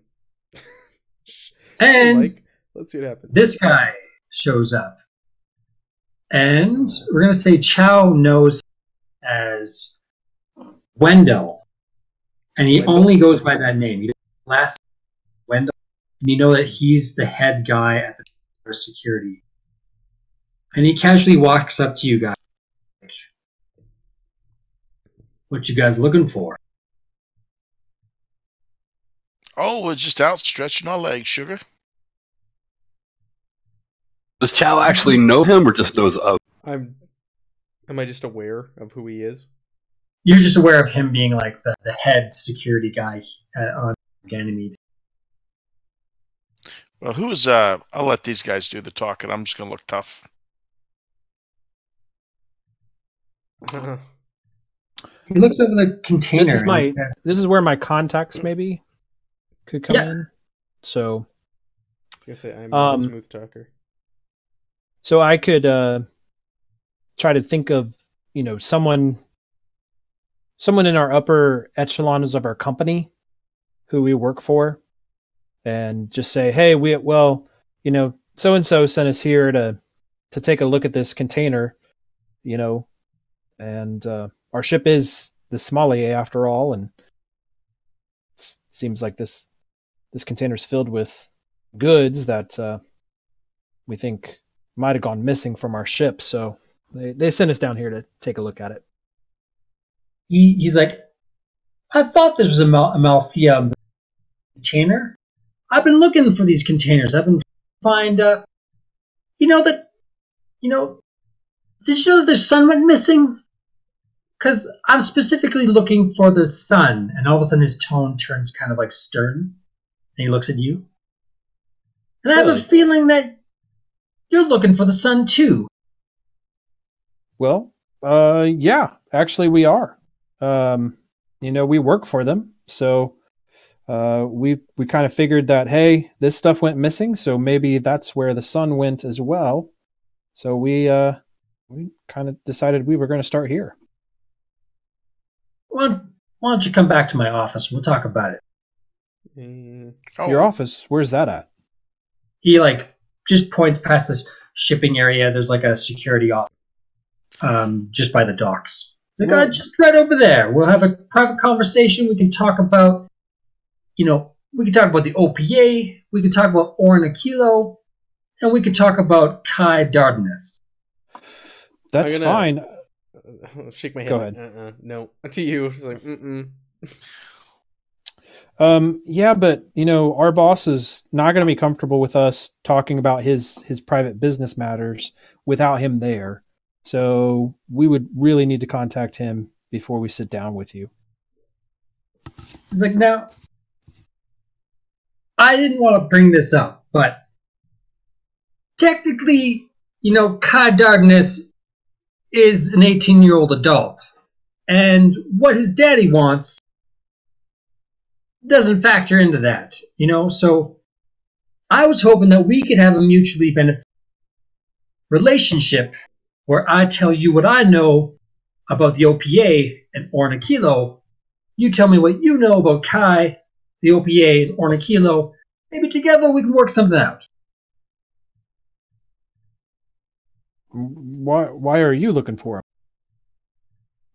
I just know that he's pissed off some people that is messing with my security system, okay? Would you like to get him off of this rock so he's not bothering you anymore? Well, that's the complicated thing. If we get him off the rock and it pisses off Orin Aquilo and Orin Aquilo does something drastic, then no, I don't. But does you have a way of dealing with it. I missed the beginning. Would there be a reason why Orin would be looking for him? Orin is his lover. Ah. Orin's in love with Kai is his boy toy. Yeah, Kai's Orin's boy toy that has run away from him. Oh, okay. All right. That's a heck of a complication. Yeah. Didn't see that one coming. That one snuck up on me. She'll look back at the guys and say, she'll cock her head and say, I noticed that you guys were set up in the area. Were you waiting for us? Honestly, I was surprised when you guys showed up. I've been looking for Moneta. I know she's involved somehow. Could I get a In cliff fact, note on Moneta? I think that she kidnapped Kai to piss off Orin and Kilo. Moneta is But that's just a theory. That's just a hunch. the local OPA leader. I don't think that I don't think she kidnapped him. I think Kai was kind of done with Orin. You know, Orin's probably the jealous type, and other types, and probably didn't set well with the cushy life that Kai's been used to. Took me a bit to adjust to that as well when I got out here to the outer reaches. All I know, so I've done some investigating. I'm not stupid. All I know is that this is a bogus crate here. This was not accounted for in the business, and that's why we've been staking out the place. So you wouldn't mind if some of this stuff went missing then? Whoa! I would mind. That's worth a lot of money. However, you help me deal with Ornikilo, maybe some of that cheese goes missing. Just the cheese? Yeah. I mean, we are from the sommelier. You wouldn't happen to know who booby trapped that container, would you? Says the only person that I know, the only other person, she's like, I don't think Orn knows about this. I don't think it was Orn. And if you start striking people off the list, it starts to narrow things down. You think it was the OPA then? I think so. I think this trap was maybe for Orn and Orn's men, thinking that they follow the trail here. Mm-hmm.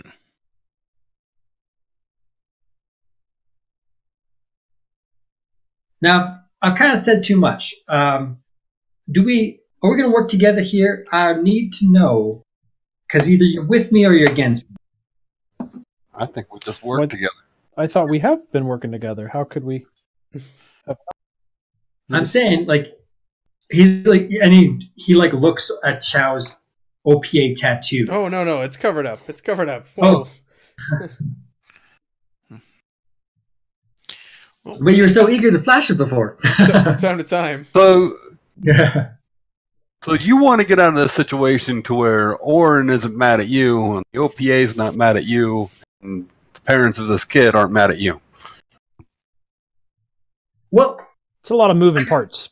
I got a lot of thorns on my side. I got a crime lord. That's a thorn on my side. I got the OPA put pressure. That's a thorn on my side. I've even got the crew of the sommelier asking questions. That's a thorn on my side. Is that us? Yes. That's us. I bet if you give us a couple days to solve it, you'll have way fewer thorns on your side. So the outcome he's looking for is one that doesn't upset either of these other two parties. If anybody wants to roll a persuasion to like persuade him off of this, we can do like there's tests in this where you actually have to someone, and in this like you could roll a persuasion versus if you want to persuade him away, and you can like if you talk him out of it, he'll like days to figure it out. My character has a misdirection talent, but it's more for like combat. But it reads, make a communication test against willpower, self-discipline. If you win, your opponent can't perform stunts until your next turn. I can allow you to do that if you want. Give him false information to lead him on the trail and keep him distracted, maybe while you meet with the OPA.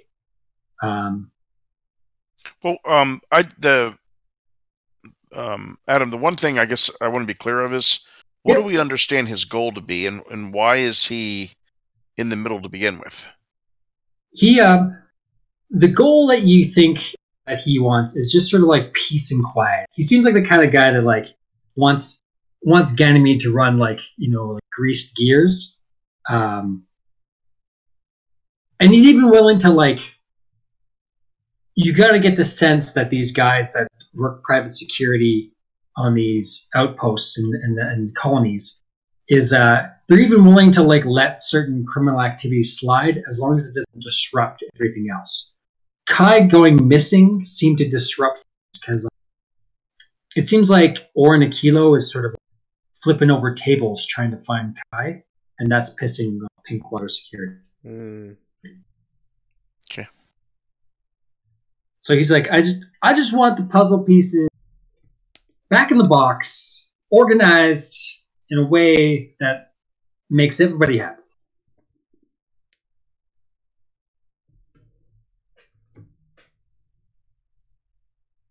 Who's going to do the talking? Our face a day. I spaced out for a second. I'm being really honest. It's It's 12:30. true. I didn't follow that part of the conversation, so you guys are gonna have to step up and So either you can kind of convince him to give you some time to yourself, or you can distract him with some false information, or you can work with him. Like there's all sorts of different ways, but he basically wants to know where the OPA stands, and he believes the OPA kidnapped Kai and is using them as leverage against Orin Aquilo for some reason.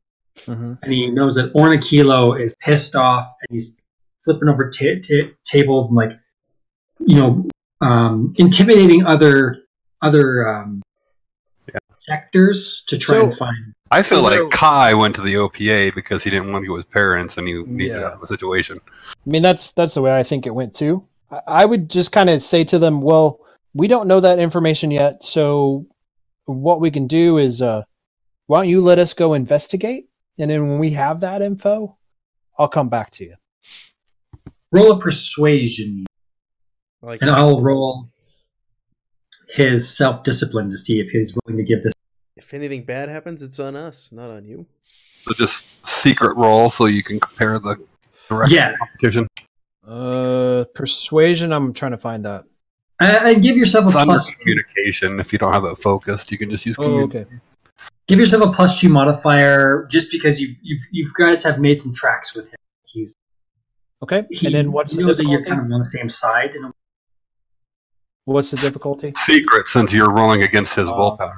You Yeah, want to It's beat going to be an 11. rolling against my 11. I do. I'm awesome. Yep. Yeah. Oh yeah. So Day kind of like smooth talks like, hey, just give us some time. We'll figure this out. You know information about his family. We know his motivations. Let's just give us some time, and then we promise like you can mop up afterwards, sort of thing. Everyone's kind of impressed with him, like talking to the security guy. And Wendell's like, yeah, fair enough. You know what? Fair enough. But if things go sideways, I'll be there. And in a few days, I'm gonna have to restart the investigation. But you got some time. Backs off. Okay. Yeah. And where should I find you? He's like, oh, you know what? We're gonna do some paperwork at the office. And he kind of gestures at the security office. We'll just be doing paperwork at the office. Gotcha. Okay. Look, we'll find you. Nice doing business with you. Right, he backs off. We're pretty thirsty and a little hungry, so we're going to grab a couple things out of the tub here, and then we'll be on our way. All right? And I just kind of make my way into the... Yeah. Cass is going to go with him this time, but she's going to carefully position the crowbar so if the door shuts, it doesn't shut the whole way. I'm going to grab a couple bottles of wine and some cheese. And some wheels of cheese. Right. Cass is going to look around. What else does it have in its pockets?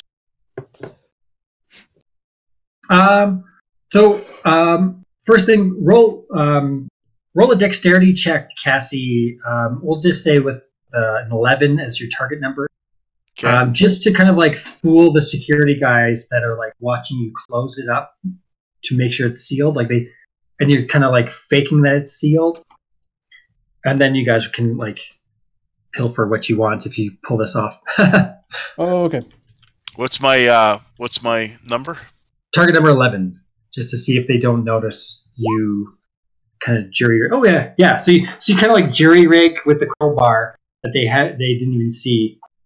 So it looks like the container closes, but the crowbar is keeping it slightly open. And the security guys walk away, follow back to his office, and then you guys can like reopen the door and grab a bottle of wine.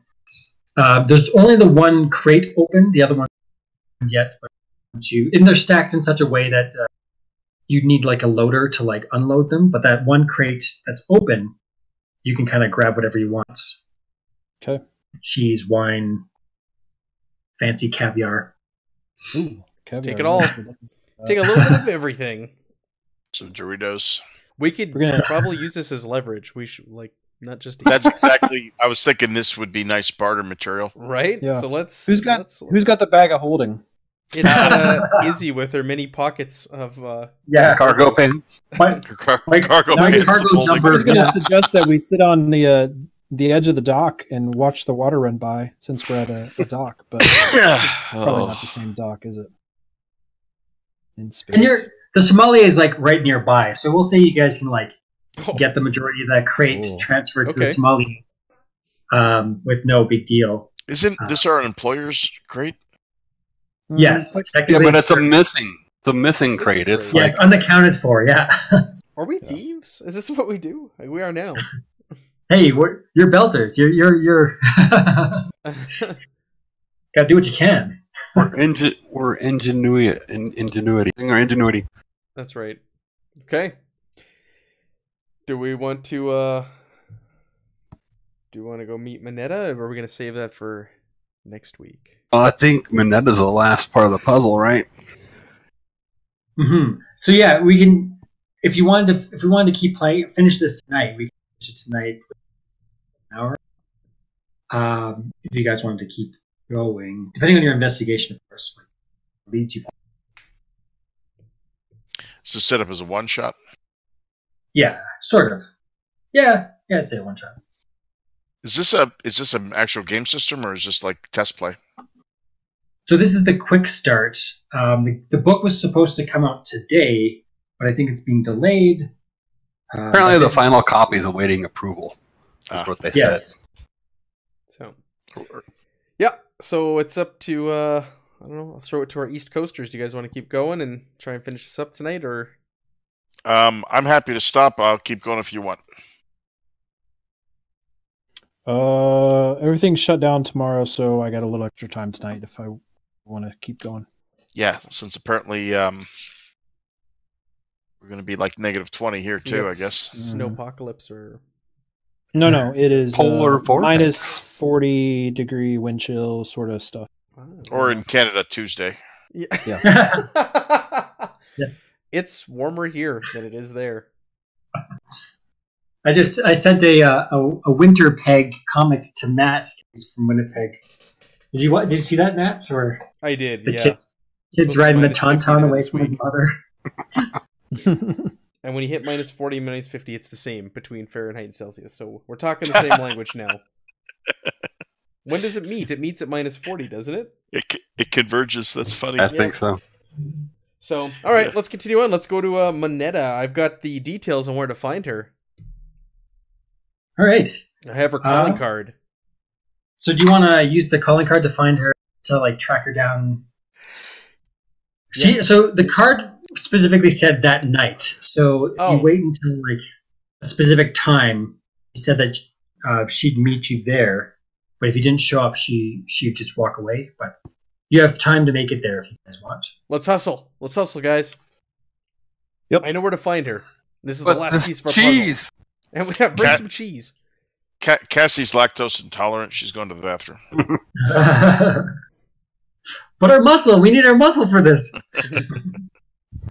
Right, so you kind of follow these like back passages and then down to like kind of like the sewer area, the kind of like underbelly of the city where there's like access tunnels and stuff like that. And you go to like where the card tells you to and kind of wait It's kind of dark and shadowy. And then you see this woman step out. And the two people who are waiting outside the container is her right away.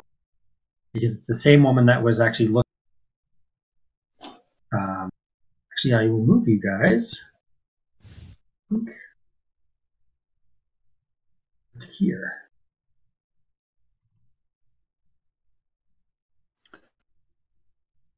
So the same chick that popped her head around the corner is the Mama, whatever her name is. Mama. So there she is there. Are we under arrest? Yeah. Ignore. It's just a picture that was from the thing. But you guys are actually in kind of access tunnel, and you're just standing there waiting to meet her. She comes out, flanked by a few of her OPA tough guys. Hey, I'll flash my tatty. You recognize one of her bodyguards as the guy who slips you the card. She walks forward and says, "You the people sent to look for Kai?" Yep. Yes. Well, I heard he got hopped aboard a shipping crate and flew off this rock. I think you're looking on the wrong planet. Vented or unvented? Cassio asked with a smile. Ask which? Cassio say vented or unvented with a smile. Mm-hmm. She's like, sorry about that. That was for someone else. Yeah. Did you help him get off the rock here? Oh, I heard he got some connections through Daddy. I'm gonna have roll. Who's good at communication stuff like that? Me. We're gonna have actually roll a perception. Okay. Either perception or communication against her. Okay. And then what are my modifiers or anything? Roll it secretly, and I'm going to have her Okay. counter roll. All right. So communication would be let's see. Perception. Okay. Ooh. And secret? Pavarotti outrolled you. No. She beat me. What we have here is failure to communicate. So yeah, as far as you're concerned, she kind of tells you about like a shipment that went out a day ago, and Kai was on board, and he's no longer on Ganymede. Did he go willingly? Yeah, as far as I know, he was just trying to get away from it. Gotcha. Pretty sure he didn't like the way Orton liked things and wanted to get out. It's the reason why he left his parents. Like I could read him like a book first time I met him. When did you meet him?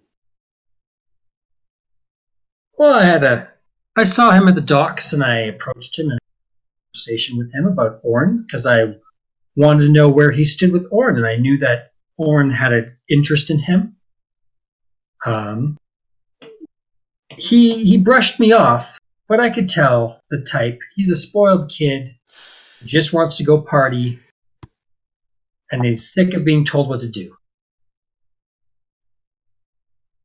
Gotcha. Not your type of guy? No, he is kind of my type of guy. I actually my OPA card because, to be honest, the OPA is kind of that spoiled not spoiled, but is that kid that wanted to break away from Papa. You know, Mm-hmm. we want our independence too, and this kid has a right. Going from station to station, that's independence. So it's So a did- buttload of money. So did he leave to join the OPA? Did he leave? Is that what you're asking? Yep. Roll a communications test. Either like if you have a persuasion, use persuasion to try and get any information about like Kai and the OP. What's the difficulty? Difficulty will be set at 11.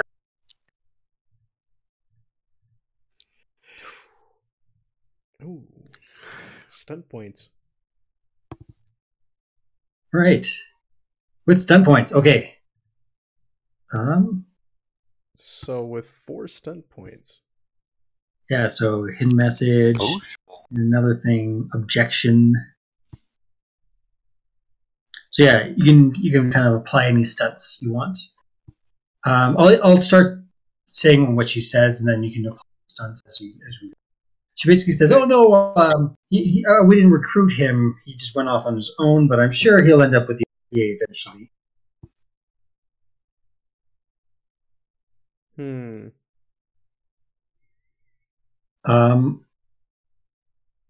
You can apply, so you can sort of, with your stunt points, I'm going to say that you can sort of tell that she's not being completely truthful. Okay. You have the sense that something in her story, and it's just like she's rambling on, trying to distract you with all this information. What about And go ahead. You're paying a kind of keen eye, and some of the details she's mentioned just don't line up.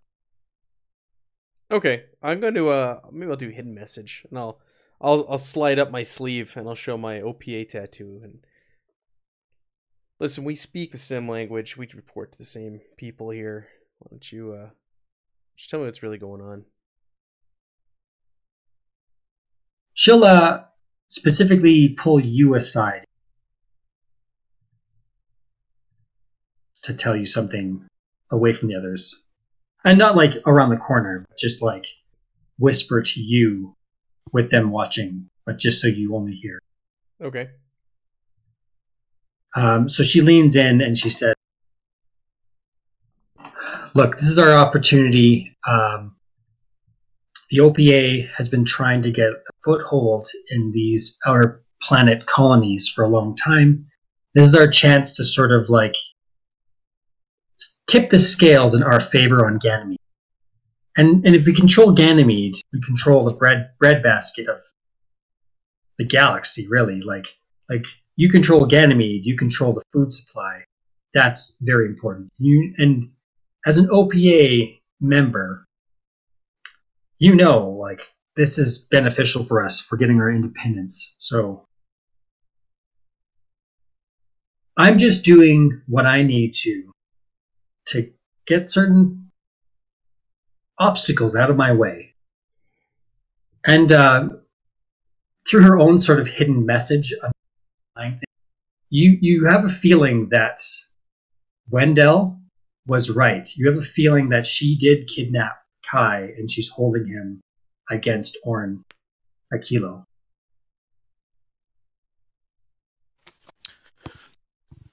Okay.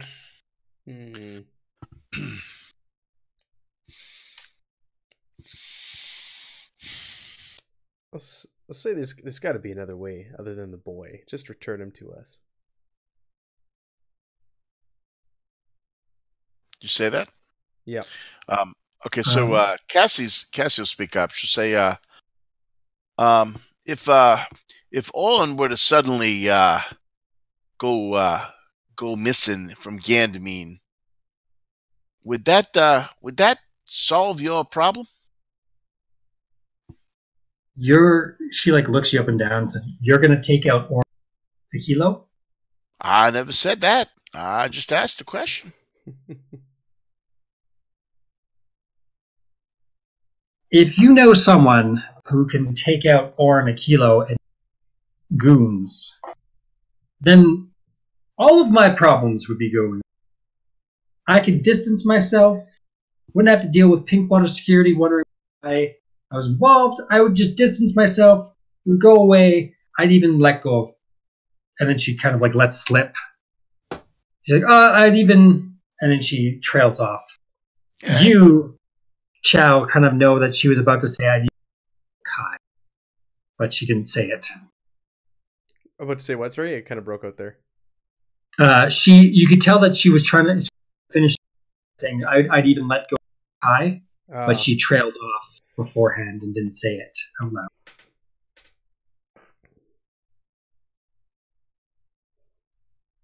Well, she'll look at the rest and say, well, maybe I think everybody really wants the same thing.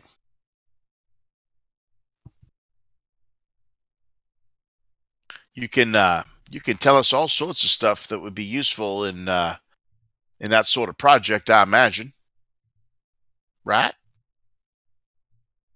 You mean Orin Aquilo's headquarters?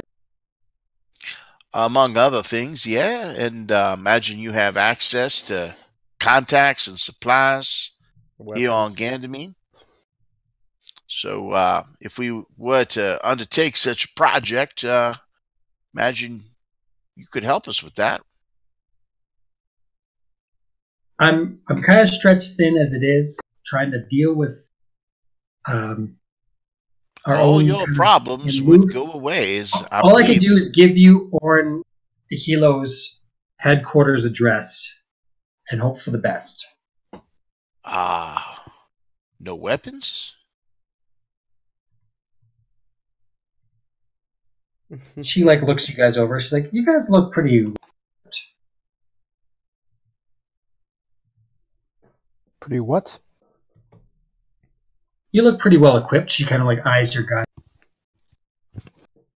Well, let us. Now that we're all on the same, playing on the same hand, let us go to work on this. And in the meantime, the thing we're not talking about will be safe, I assume.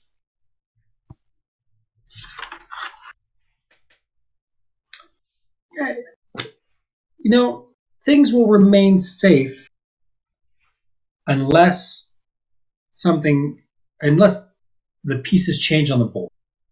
But as it is, we're kind of at a stalemate. I don't know what you're planning. I don't know what Orin's planning.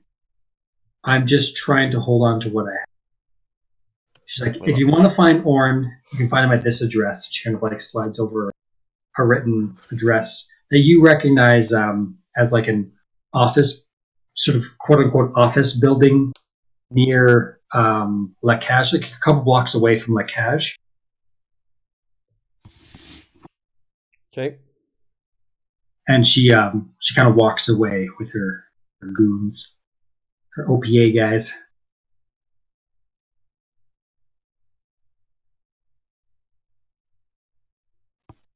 Now, what do you guys do? She's like walking away out into the shadows. Kind of a chance. You can either you could try to stealth follow her, or you could go ask Orin some questions, or... So we're convinced that Kai maybe hasn't even left the... She's got him. Oh, darling, she has Kai. Yeah, I'll turn to you guys. Just walking away and confirm that. Yeah, she's got him. So I say we go back and have a little chat with Pinkwater. Whoa. No. Well, as I see it, we have two choices. But if we can either deal with Owen or we can deal with the OPA, and I know which one I'd prefer. We deal with the OPA. They're they're the right cause here. We side with them. We get the boy. Let's just take out Orin. Well, that's what I mean. When I said deal with, I meant kill. It's what we call on Mars. It's a euphemism. All right, well, let's go pay a visit to Orin then. But don't you think we ought to consult with our pink wallet of friends first? Maybe make sure we're all on the same page. I think we'd be solving a problem for them as well. Might be best if they... They're going to want to keep this off the books, and it's probably best if they don't know exactly what went down. So that way they have some deniability, as you would. So can Cassie roll like anything that she would know about kind of how these security firms work to see what if it'd be better to have them looped in or looped out?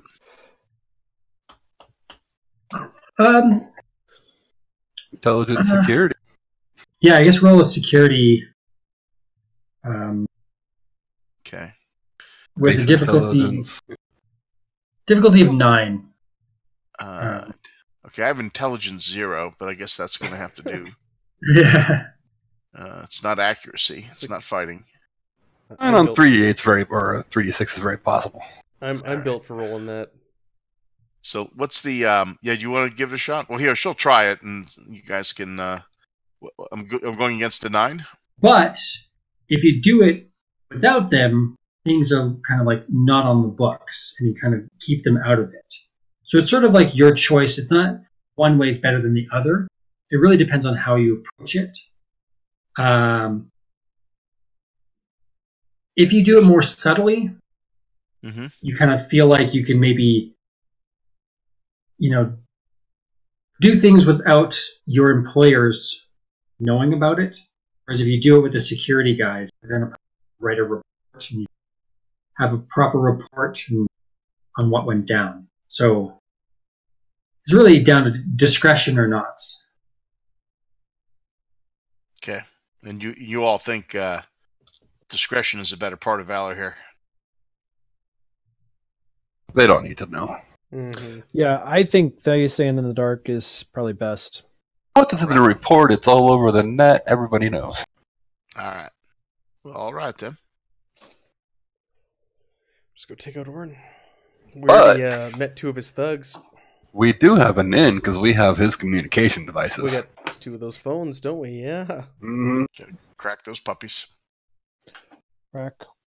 Tweedledee and Tweedledum. It's not going Right. to take.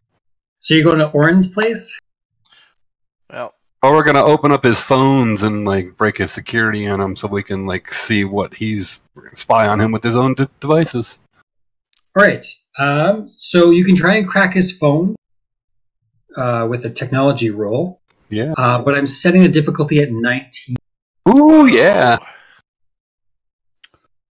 Rough. Can I'm also good at security, but And anybody can attempt this who's relatively good at intelligent 19. technology stuff. And security. You can either do a security roll. Oh, it looks like that 19 might be input on the character sheet wrong. Oh yeah, it's 1919. Yeah. A period instead of the comma. Oh, okay. Chow tries it and he goes, I can't do this, and hands it to Izzy. Oh! Izzy! So Chow, you're like, it's all Greek to me. But Izzy, you're like, I've seen this security algorithm before.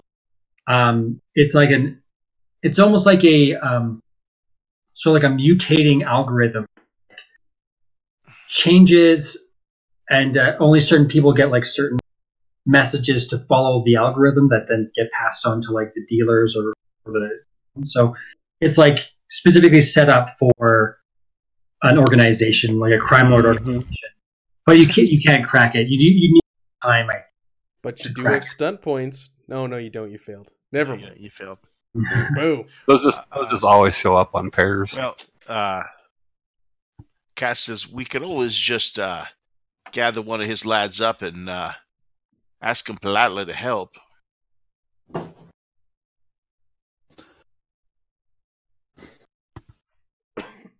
Do you want to do? We could just Wanna stake try out and the find place and one of see his if he- guys? Yeah. See if we can grab up one of his guys. You can do like a sort of because the original tests were broader investigation tests. You can kind of do a broader investigation test in the district to try and find. So I guess it would be maybe like a perception test to try and find his guys to question or nab. Okay.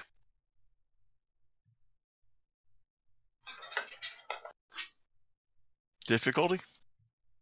Put it on as like a secret. Depending on what you get, you'll get more information. So 14. Immediately as you're like looking around his guys, like his street guys, something's buzzing. You can tell that something is going on. And from what you see, guys are getting like hopping onto like vehicles and stuff like that with weapons, and they're getting ready for something. Like What? almost like a call to arms. You see a bunch of guys like, and you can even like, if you roll another perception check and you can try and hear what's going on. Well, I have some stunt points. Oh, sure. So I'll try and use a stunt point or two to listen to what's going on. So I it'd be assume under they're going to the, attack the OPA. it's under the exploration stunt points. So you can either do speed demon, where you complete things at a faster rate, with a flourish. So I'll show that to you guys again. Oh, okay. Hold on. You can spend those 4 stun points to gain a bonus to your next check. All right, we'll do that just to find out what's going on.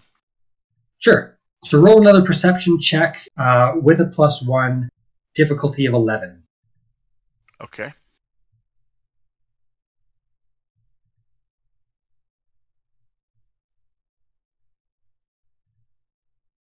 All right. So you specifically hear them say that, "Hey man, do you hear? They found out the location of Kai. I want to get him."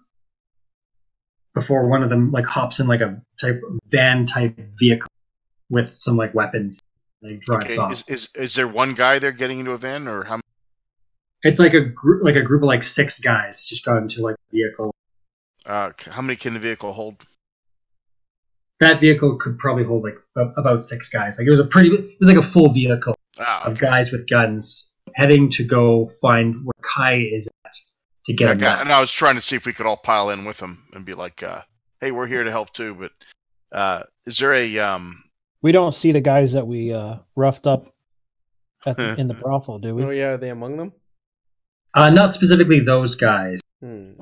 Are there any? But you could like flag down, say like a transport vehicle, like a cab or something like that, and maybe have follow them. Yeah, well, Uber. Sure. Mm-hmm. All right, do that. We'll flag down a thing and follow them. All right.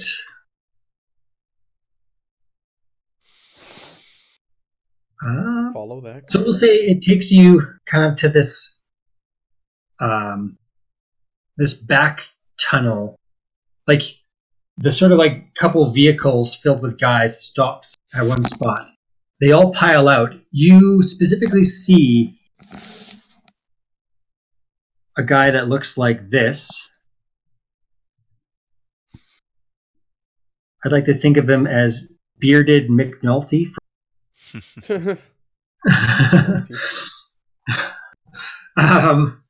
But you see him kind of like casually step back, guys, him, and they kind of go down these stairs to these like to kind of like the access tunnels.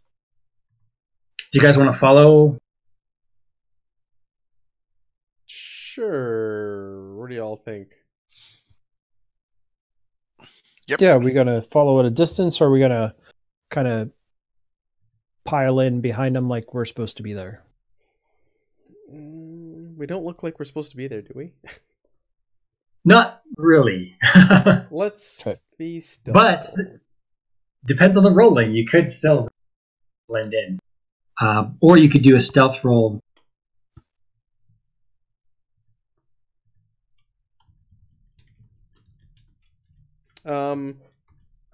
Let's try stealth rolls. So everyone has to roll a stealth roll. I'm only looking for a target number of 9, and only 2 out of the 4 of you need to succeed. Is that a dexterity roll? I think. Yeah, I think so. All right, Yeah, it I'll is. roll one of those. Well, do we all have to roll? Everyone has to roll. Yeah. Everyone. And what was the difficulty? I'm sorry, 9? 9. Yeah. Whew. I kind of like that mechanic of like, because I always find like stealth roll D&D, you're like, oh, send the stealthy guy, and then everyone has. With this, everyone goes forward. Just most stealthy person's helping out the other people. Yeah, it's like It was dexterity, right? Mm-hmm. yeah. And then did we have a rating? 9. 9. 9. And you got I'm some good. stunts. Oh yeah. Woohoo! So- I can be quiet and flip back flip. Everyone's super super stealthy. Do you want to spend those stun points to go quicker, catch up? Yeah. Let's do it. Yep. All right, so you're kind of like keeping low, kind of going through these kind of access tunnels, and you hear what sounds like I want to say like a business argument. You know, it's like that trying to like maintain some sort of like cordialness, some business way of speaking, but you can tell that one, like the two people talking are very upset. It's one male voice, one female voice, and you come around the corner, and everyone roll perception, and we're gonna set it at 13. 13. Eee. I'm trying to stay away from the rats. Izzy Moon. All right, so Izzy, so everyone, it's pretty easy to see that there's a whole bunch of OPA guys with guns drawn. I'll even copy and see all of these guys. You see a bunch of orange guys, probably like a dozen of orange guys with orange, with guns drawn, and then a bunch of OPA people with guns drawn. And we're behind Orin's guys. You guys are there. We're not on the map that you're on. Yeah, that's what I'll bring Oh, okay. once I get the tokens on. So Shoot him. you guys kind of look. You're kind of like in the middle of the room, Mm-hmm.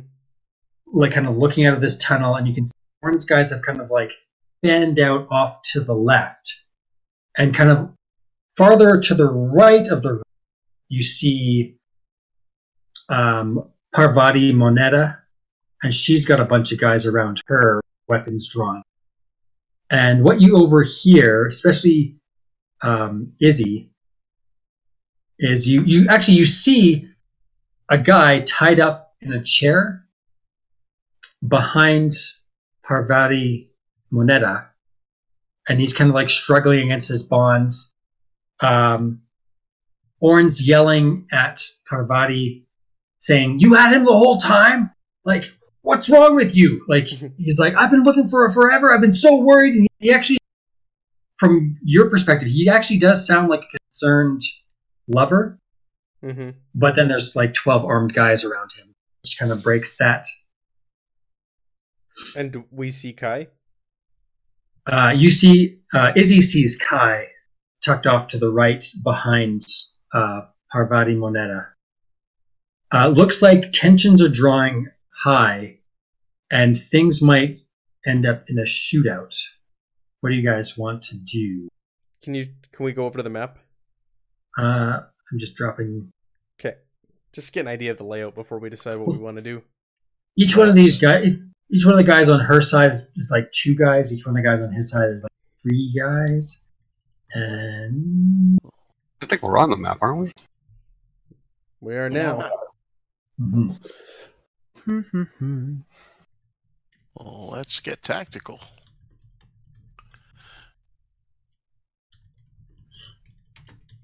So here's an interesting thing.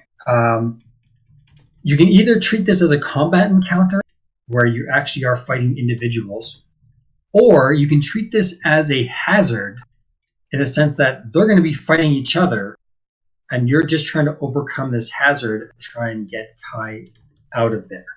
That's how the kind of mechanics are described in the book.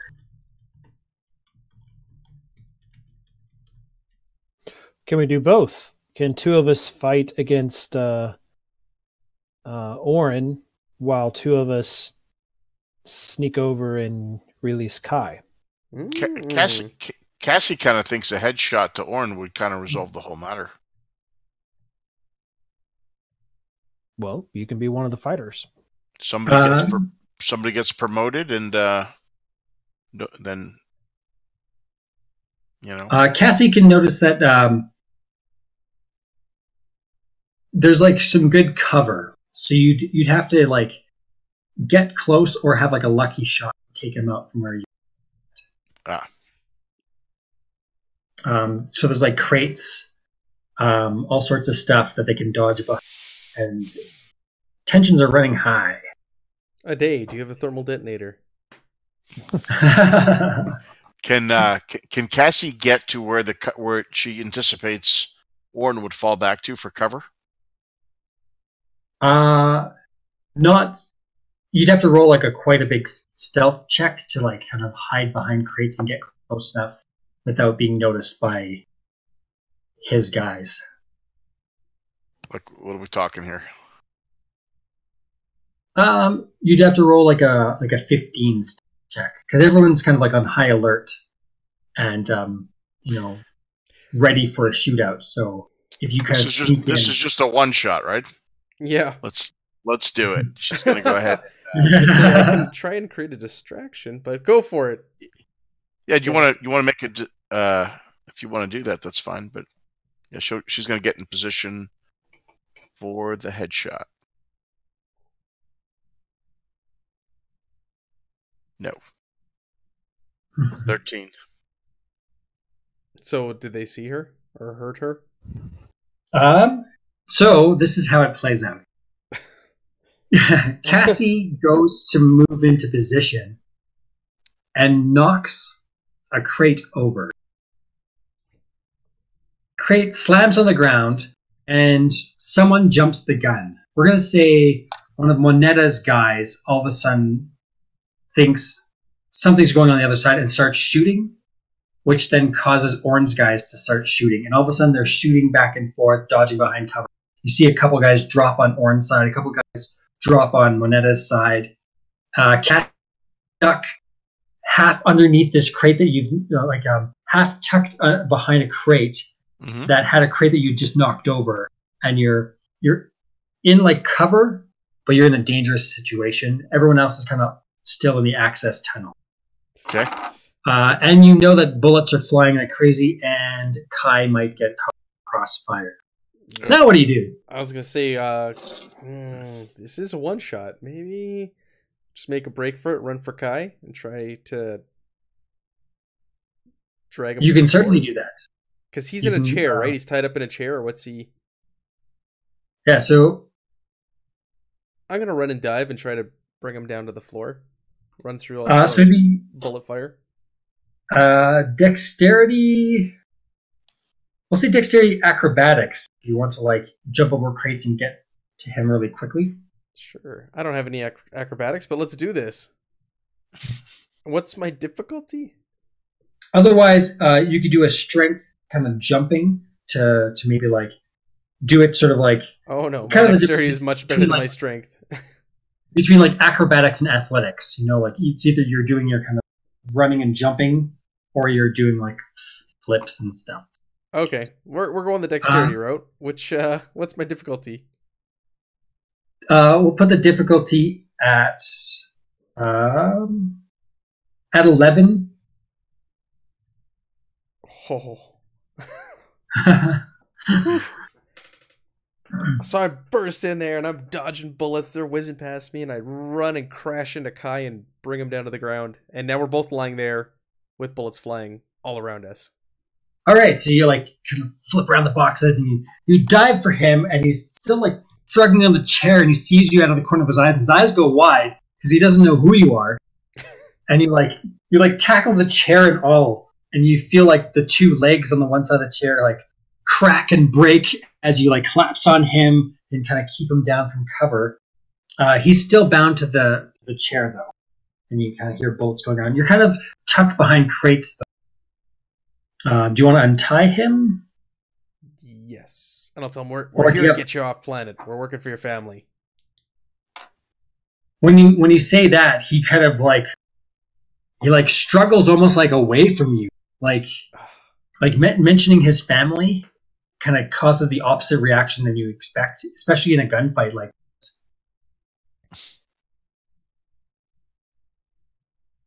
Get back here, kid. You're gonna get killed. And he's not moving away, like he's tucked on, he's like on you, but he's still tied to the chair. But you just hear him like struggling against his gag. He can't speak. He's got a gag on his mouth, Gotcha. and he's just sort of like ooh. Well, maybe I won't untie him then. If he's trying to get away or like pushing away at the mention of his family. I'm gonna peek over the crates that were behind. Where are my where's the rest of my crew? Where indeed. Cassie's still kind of tucked behind a crate. The other two are still in the access tunnel. But you guys can feel free to do anything you want. There is a terminal nearby. If you wanted to do something with the terminal, if you can think creatively. Or a day just walks out with his arms up like, hey, whoa! Good Stop day. shooting! Let's side try are we on? diplomacy. We're on our own side. Pardon? I said we're on our own side. Yeah. We are, but How goes the gunfight? yeah, who's dropping right now? I'm gonna roll. I think Mike's Where am hoping I? to just kill each other and we walk out of here. Old True Romance style. Well, so but Cassie is at a good vantage point, right? She just wasn't stealthy about it. Right. Oh no, I'm right where I want to be pretty much because Okay. if they fall back to the crates, I'll pop them. The other guy here. I just don't want to have 5 of them to deal with. You're so selfish. I know. So, it's pretty even. Yeah, it's pretty even.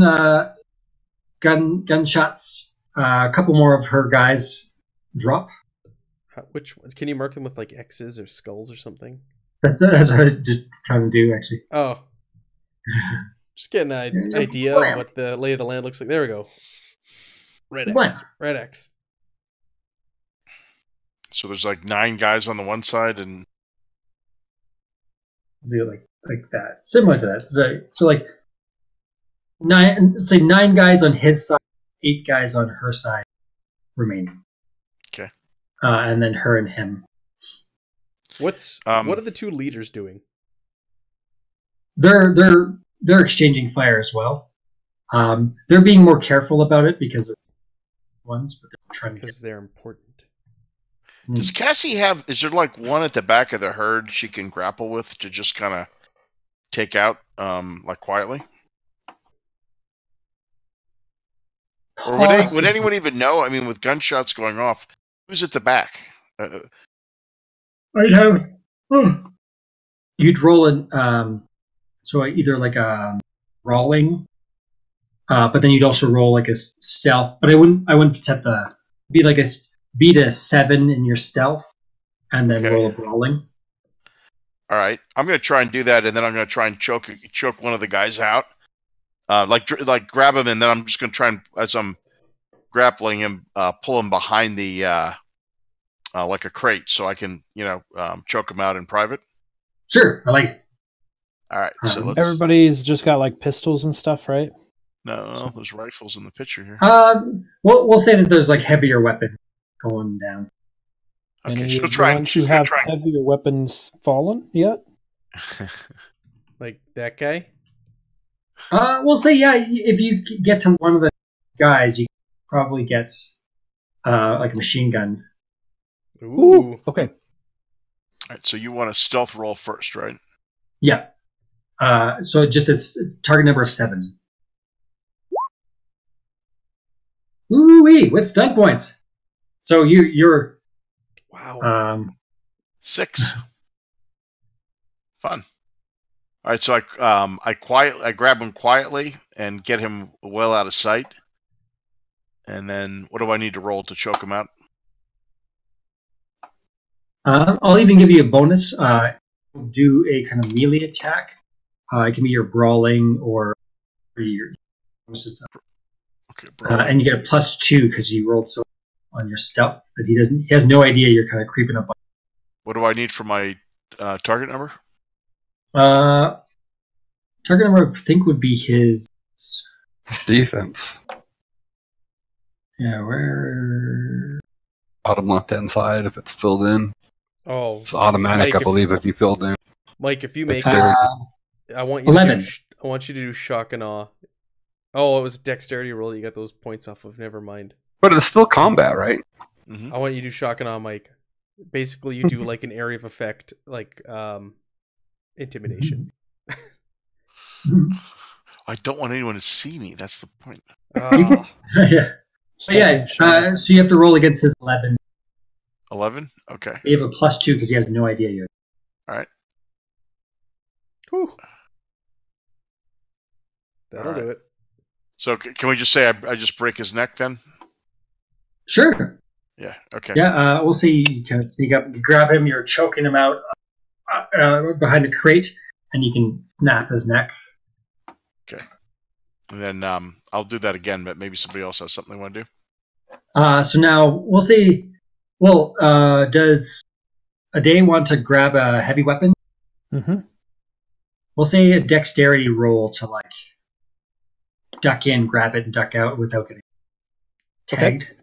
A dexterity roll. Any difficulty? We'll put the difficulty at 13. Got it. Nice. +5. Triple 5s. Yeah. So with style, you kind of go in there, grab a heavier weapon. All right. And what was the stunt choices for fighting? Where can I pull those up? The So- second tab at the top there. Oh, there you go. Here's combat stunts. All right. Let's see. A lot of these are like attack stuff. I don't know if any of the social stunts would make more sense or. Like duck and weave, right? Like he gets extra defense for, Yeah. or skirmishing. Like you can move people in your direction, or you can move someone around them. Move them towards Cassie so she can keep snapping their necks. So yeah, I'm going to do the whole shock and awe because I got a machine gun now, right? Is what you said. Yeah. So I'm just gonna like start blazing. So basically, I'm just laying down suppressing fire against Orn. Okay. Why don't you use sort of like your roll your weapon, like whatever you're going to use for your machine gun. So I guess it'd be under aim. Yeah, Like it's your accuracy. accuracy. And kind of like whatever you roll, I'm going to roll their kind of willpower to see if they like duck behind cover and fire less. Like if you roll well enough, you're kind of doing. to like, Okay. calm down the bullets being Right. exchanged. Do you want me to have any particular target number or? No target number, and then I'll roll their Okay. willpower. Yeah. Okay, so you roll a 16. So I'm going to have both. I'm just going to use the two main people, and power. And I was really just doing that against Orn's guys. I wasn't doing it against the Okay, OPA I'll just Okay. roll or his. whatever.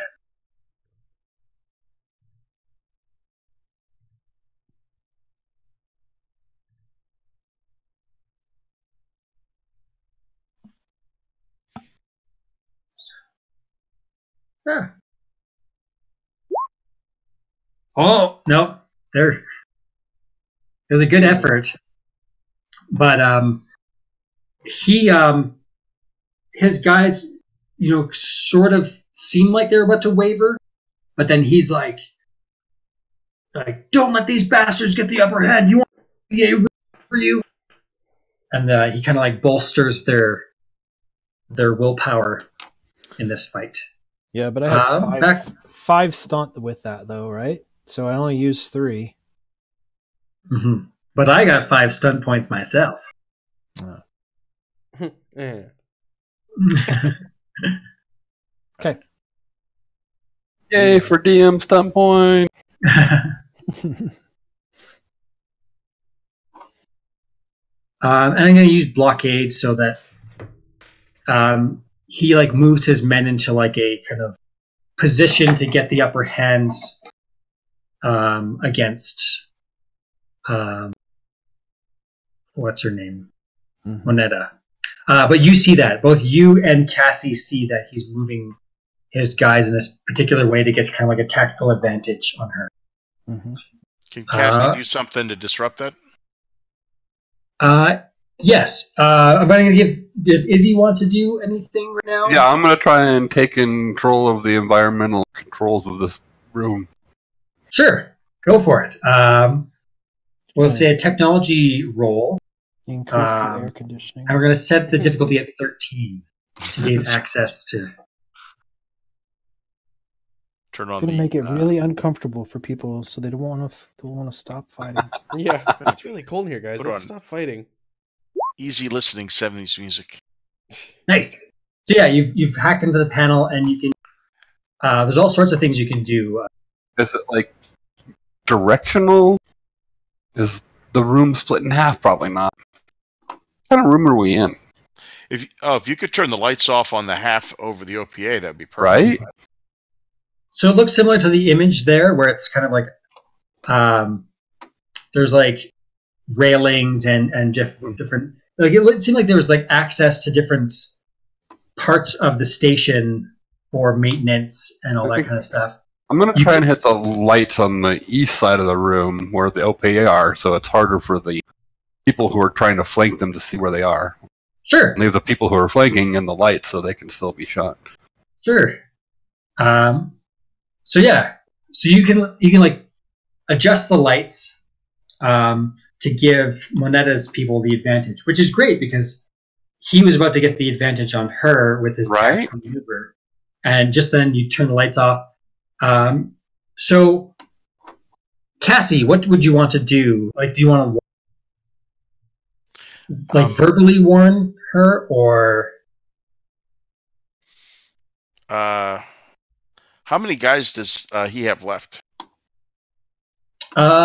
we'll say he's got 8 guys left because you grabbed one and broke their neck, but haven't been able to like grab another guy yet. Okay, and he's not in a good position for me to just go out and try and pop him in the back of the head. Not really. They kind of like moved, sort of like around the room into more of a flanking position away from you. So he's not. Okay. Are there any more heavy guns around or not? Did that guy I took out have a gun, big gun? We'll say he did. Yep. Okay. Well, I think what she would do is, I mean, she's basically standing right behind these guys. We'll say How far back is she? we'll say that you are here. They kind of moved in that kind of like clockwise around the room away from you. Okay, so they're doing Behind like cover. a typical like a combat marine would step forward and step left, step forward and step left, and keep sweeping, maybe. So they're starting to kind of rotate around the room. Yeah, they're rotating around. They're trying to get into a better position to kind of come in from the side. Trying to flank And them. then Okay. the lights went out on the one side. Yeah. So I think what she would try and do is take that heavy weapon, and then she's going to try and move behind them quietly, and set up in a position to get them in a crossfire. Sure. And then she wants to be basically down behind a crate that's giving her heavy cover, just open up on them like. But she has to probably move first to get in position. Roll an intelligence tactics. If you have tactics, but otherwise just an intelligence check to see if you can get into like a good tactical position. And then depending on your roll, it'll give you like possibly a bonus on your next attack if you do decide to. What do you want for my number? I'm going to set it at 11. Just 11. No. Okay. So we'll say that you try to move into a better position, but you can't seem to find a better position to get the drop on these guys. Meanwhile, Chow, what are you doing with Kai? I'm just kind of keeping him covered and out of danger behind these crates and keeping an eye on him. Okay. You see, so the lights go out. And roll a perception to see if, and the target number is 13 for this one. Ew.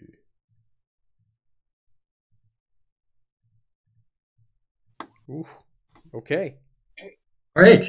So you see Orn's men, a couple of Orn's men kind of getting into position to make a run at Kai to grab him.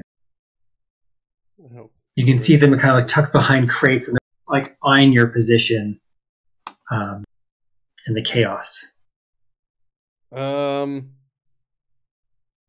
Okay. Can I like throw him over my shoulder like fireman carry and try to get him out?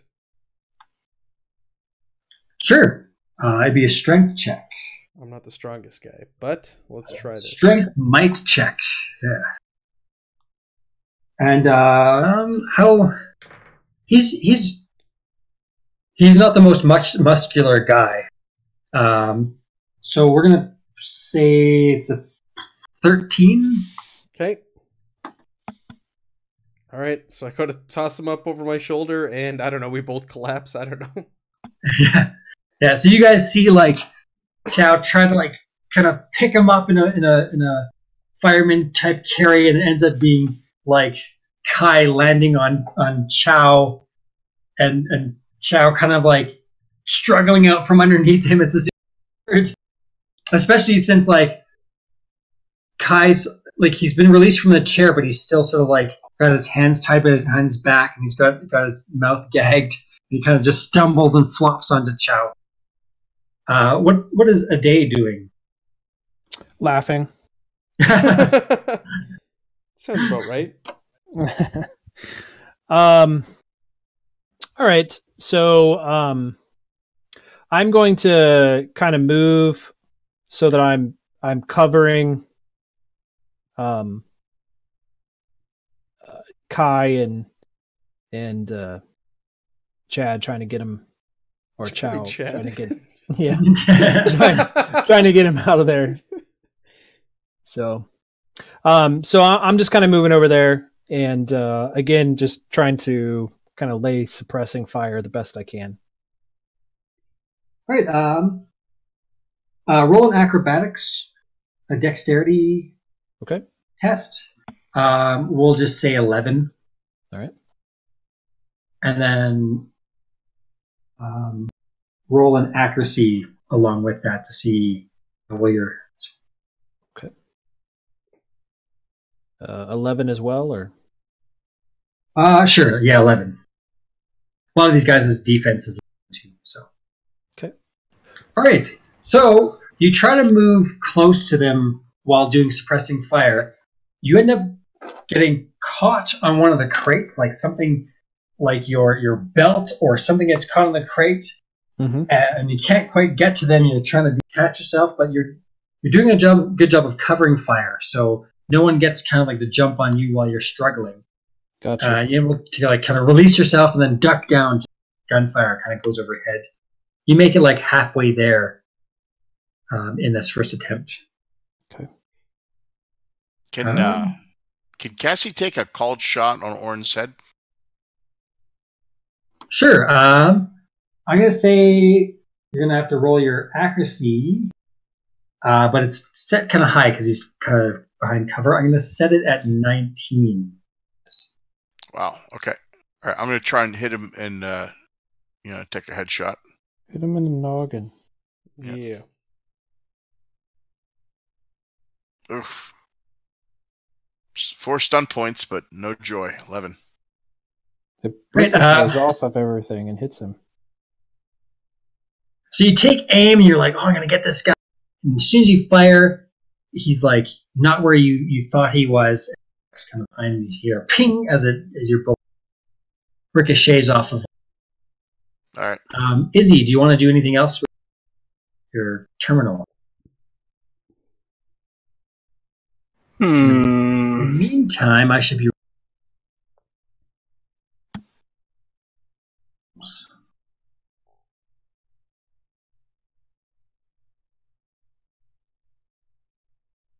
That. Yeah. I'm guessing there might be some speakers plugged into this room, right? Yeah, we'll say that like you could tell from like the fire alarm that they do like to give out their like messages. You know, if ever there's like a full station message, colony message. So there is speakers in a lot of these places to like. Oh, and the fighting is still sort of at kind of a stalemate. They're kind of like evenly matched. Yeah, I want to try and use the loudspeakers to use my misdirection. Do a communication test against the opponent's willpower, self-discipline. Sure. Kind of distract them a bit. You can even like imitate Pinkwater security or something. Well, I was going to be like telling what's the crime boss, Orin. I'm going to be like his mom's waiting on hold for him on phone down the hallway. This will be an opposed check. Yeah. His discipline against Mrs. this. Orin on line 3. I mean, I don't have the best communication, but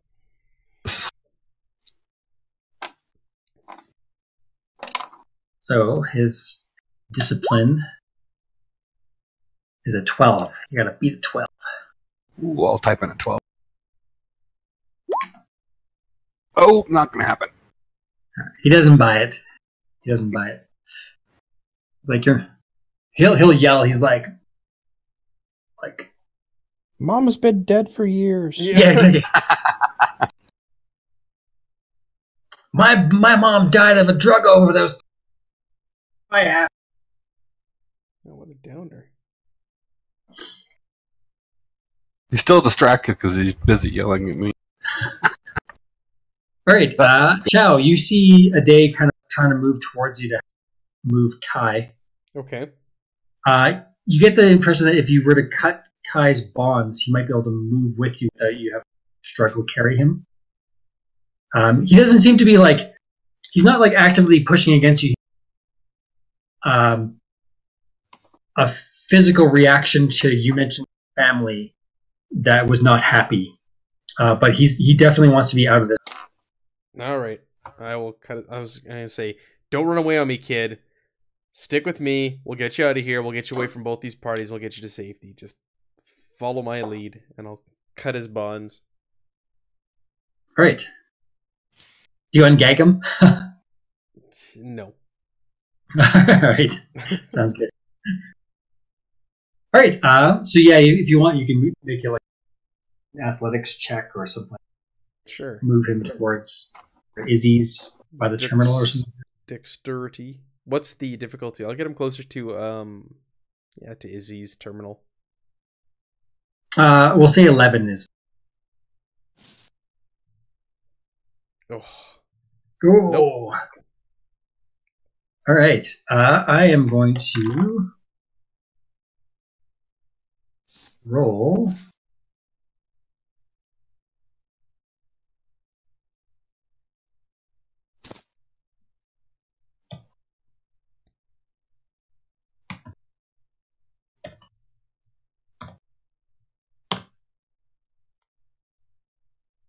All right.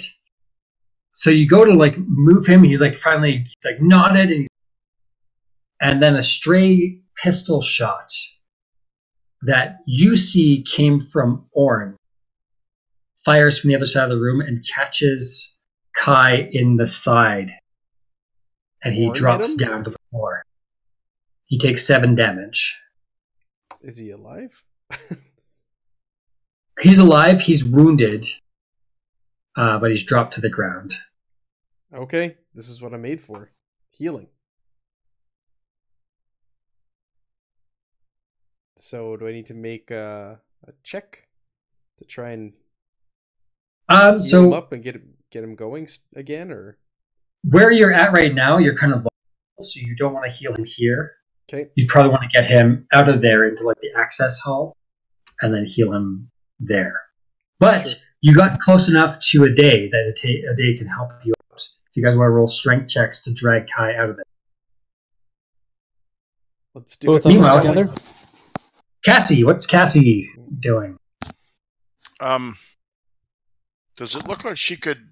I'm looking at the numbers here. So basically, it would be like a 10% chance to hit at that level, right? Like 1920. So it's a pretty hard shot. Yeah, to catch that guy. Yeah. Okay. Is there anything she could do to improve her odds of making that shot? Not really in this chaos. His guys are kind of swarming around him, protecting him as well, and he's kind of ducked behind crates. Okay. All right. Well, Wait. I guess. How's the team looking? Are they looking like they're in trouble? We're in good shape. You saw Kai take a bullet in the side, and you see Ade and Chow kind of struggling to get Kai out of there. They're kind of in an awkward position, but not overly vulnerable. Okay. All right. Well, I'm gonna go. With nothing else to do, she's just gonna go ahead and take another shot. Sure. All right. End this. Yeah, if she can hit him. So it's 19, right? Yeah.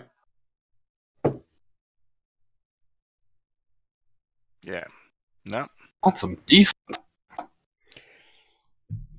19. Yeah. So you can't get to him, but you do distract a couple of his guys with your fire.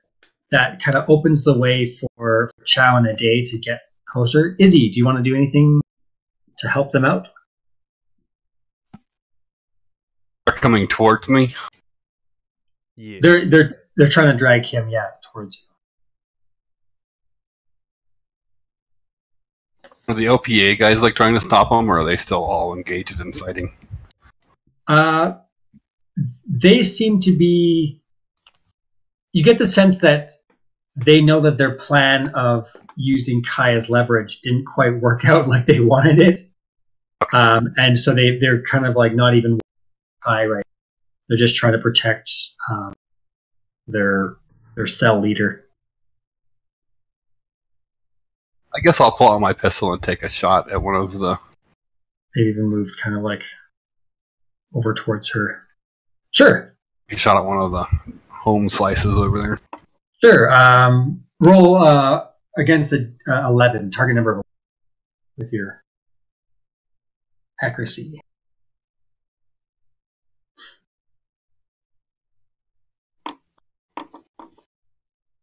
Oh, seriously.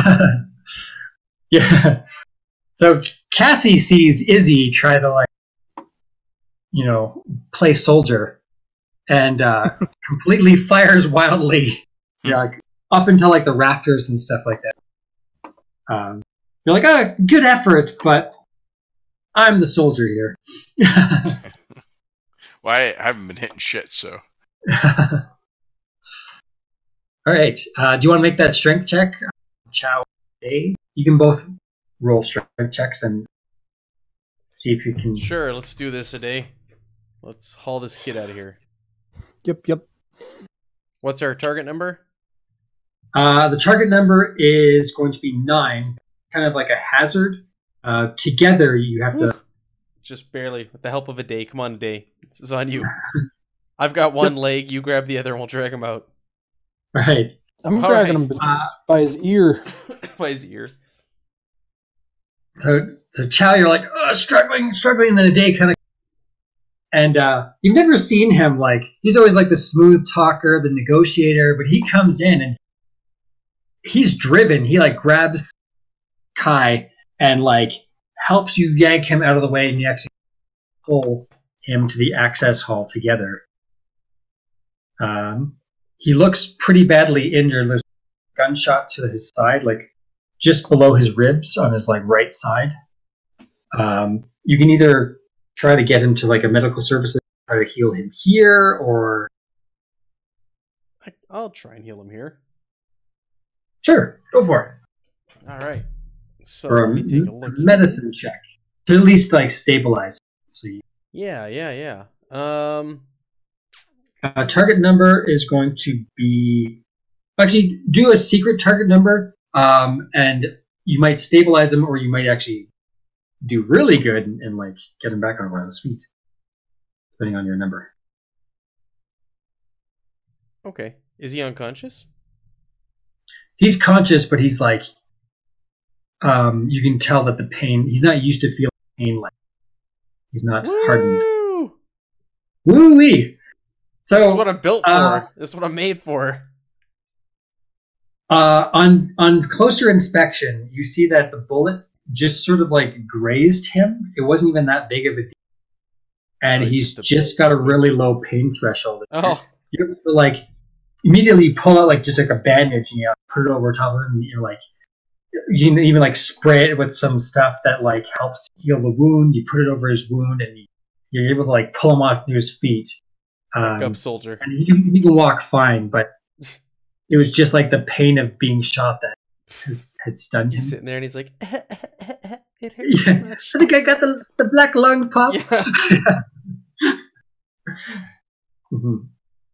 All right. He Very does good. have like model good looks. He's very, very, very good looking man. All right, you guys can pull him out of there and get the hell out of Dodge as well. Let's do it.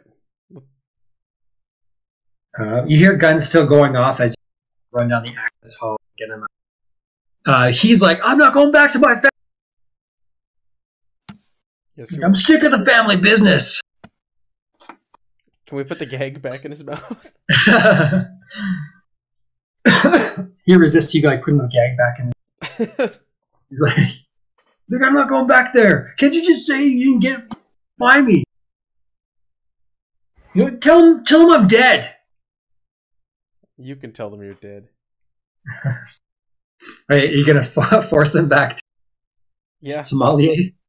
Let's do it, guys. Let's force this kid out of here. He's a brat. Yep. Hey, can I ask a mechanics question? Sure.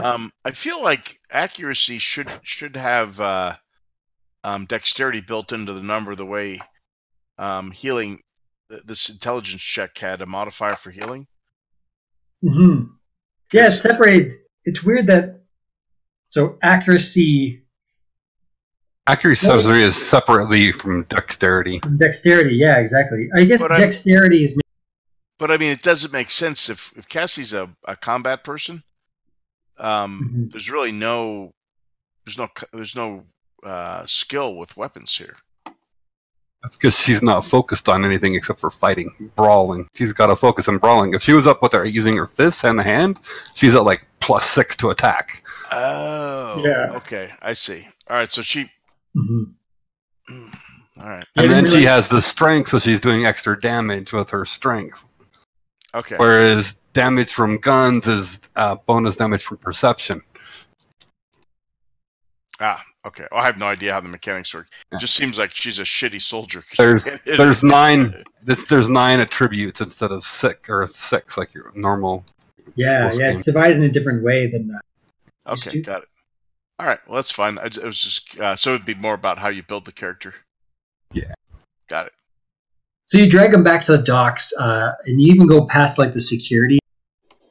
And Wendell sees you kind of dragging the kid who's sort of trying to resist, but he just sort of like gives you like the tip, or like he kind of like the salute, like get him off my station, you know. He tips his kind of hat thing. like so. All right, let's get this ship out of here and turn the kid in. Yep. All right. So you fly the ship off, and you get a communications actually from like Wendell, who gives you clearance to leave. But tacked on, he said, "P.S. Oren Aquilo died in a gunfight in the back alley. I don't suppose you know anything about that." But then he says, "Good luck with the kid." That's the end of the message. No, we know nothing about that. No, nothing.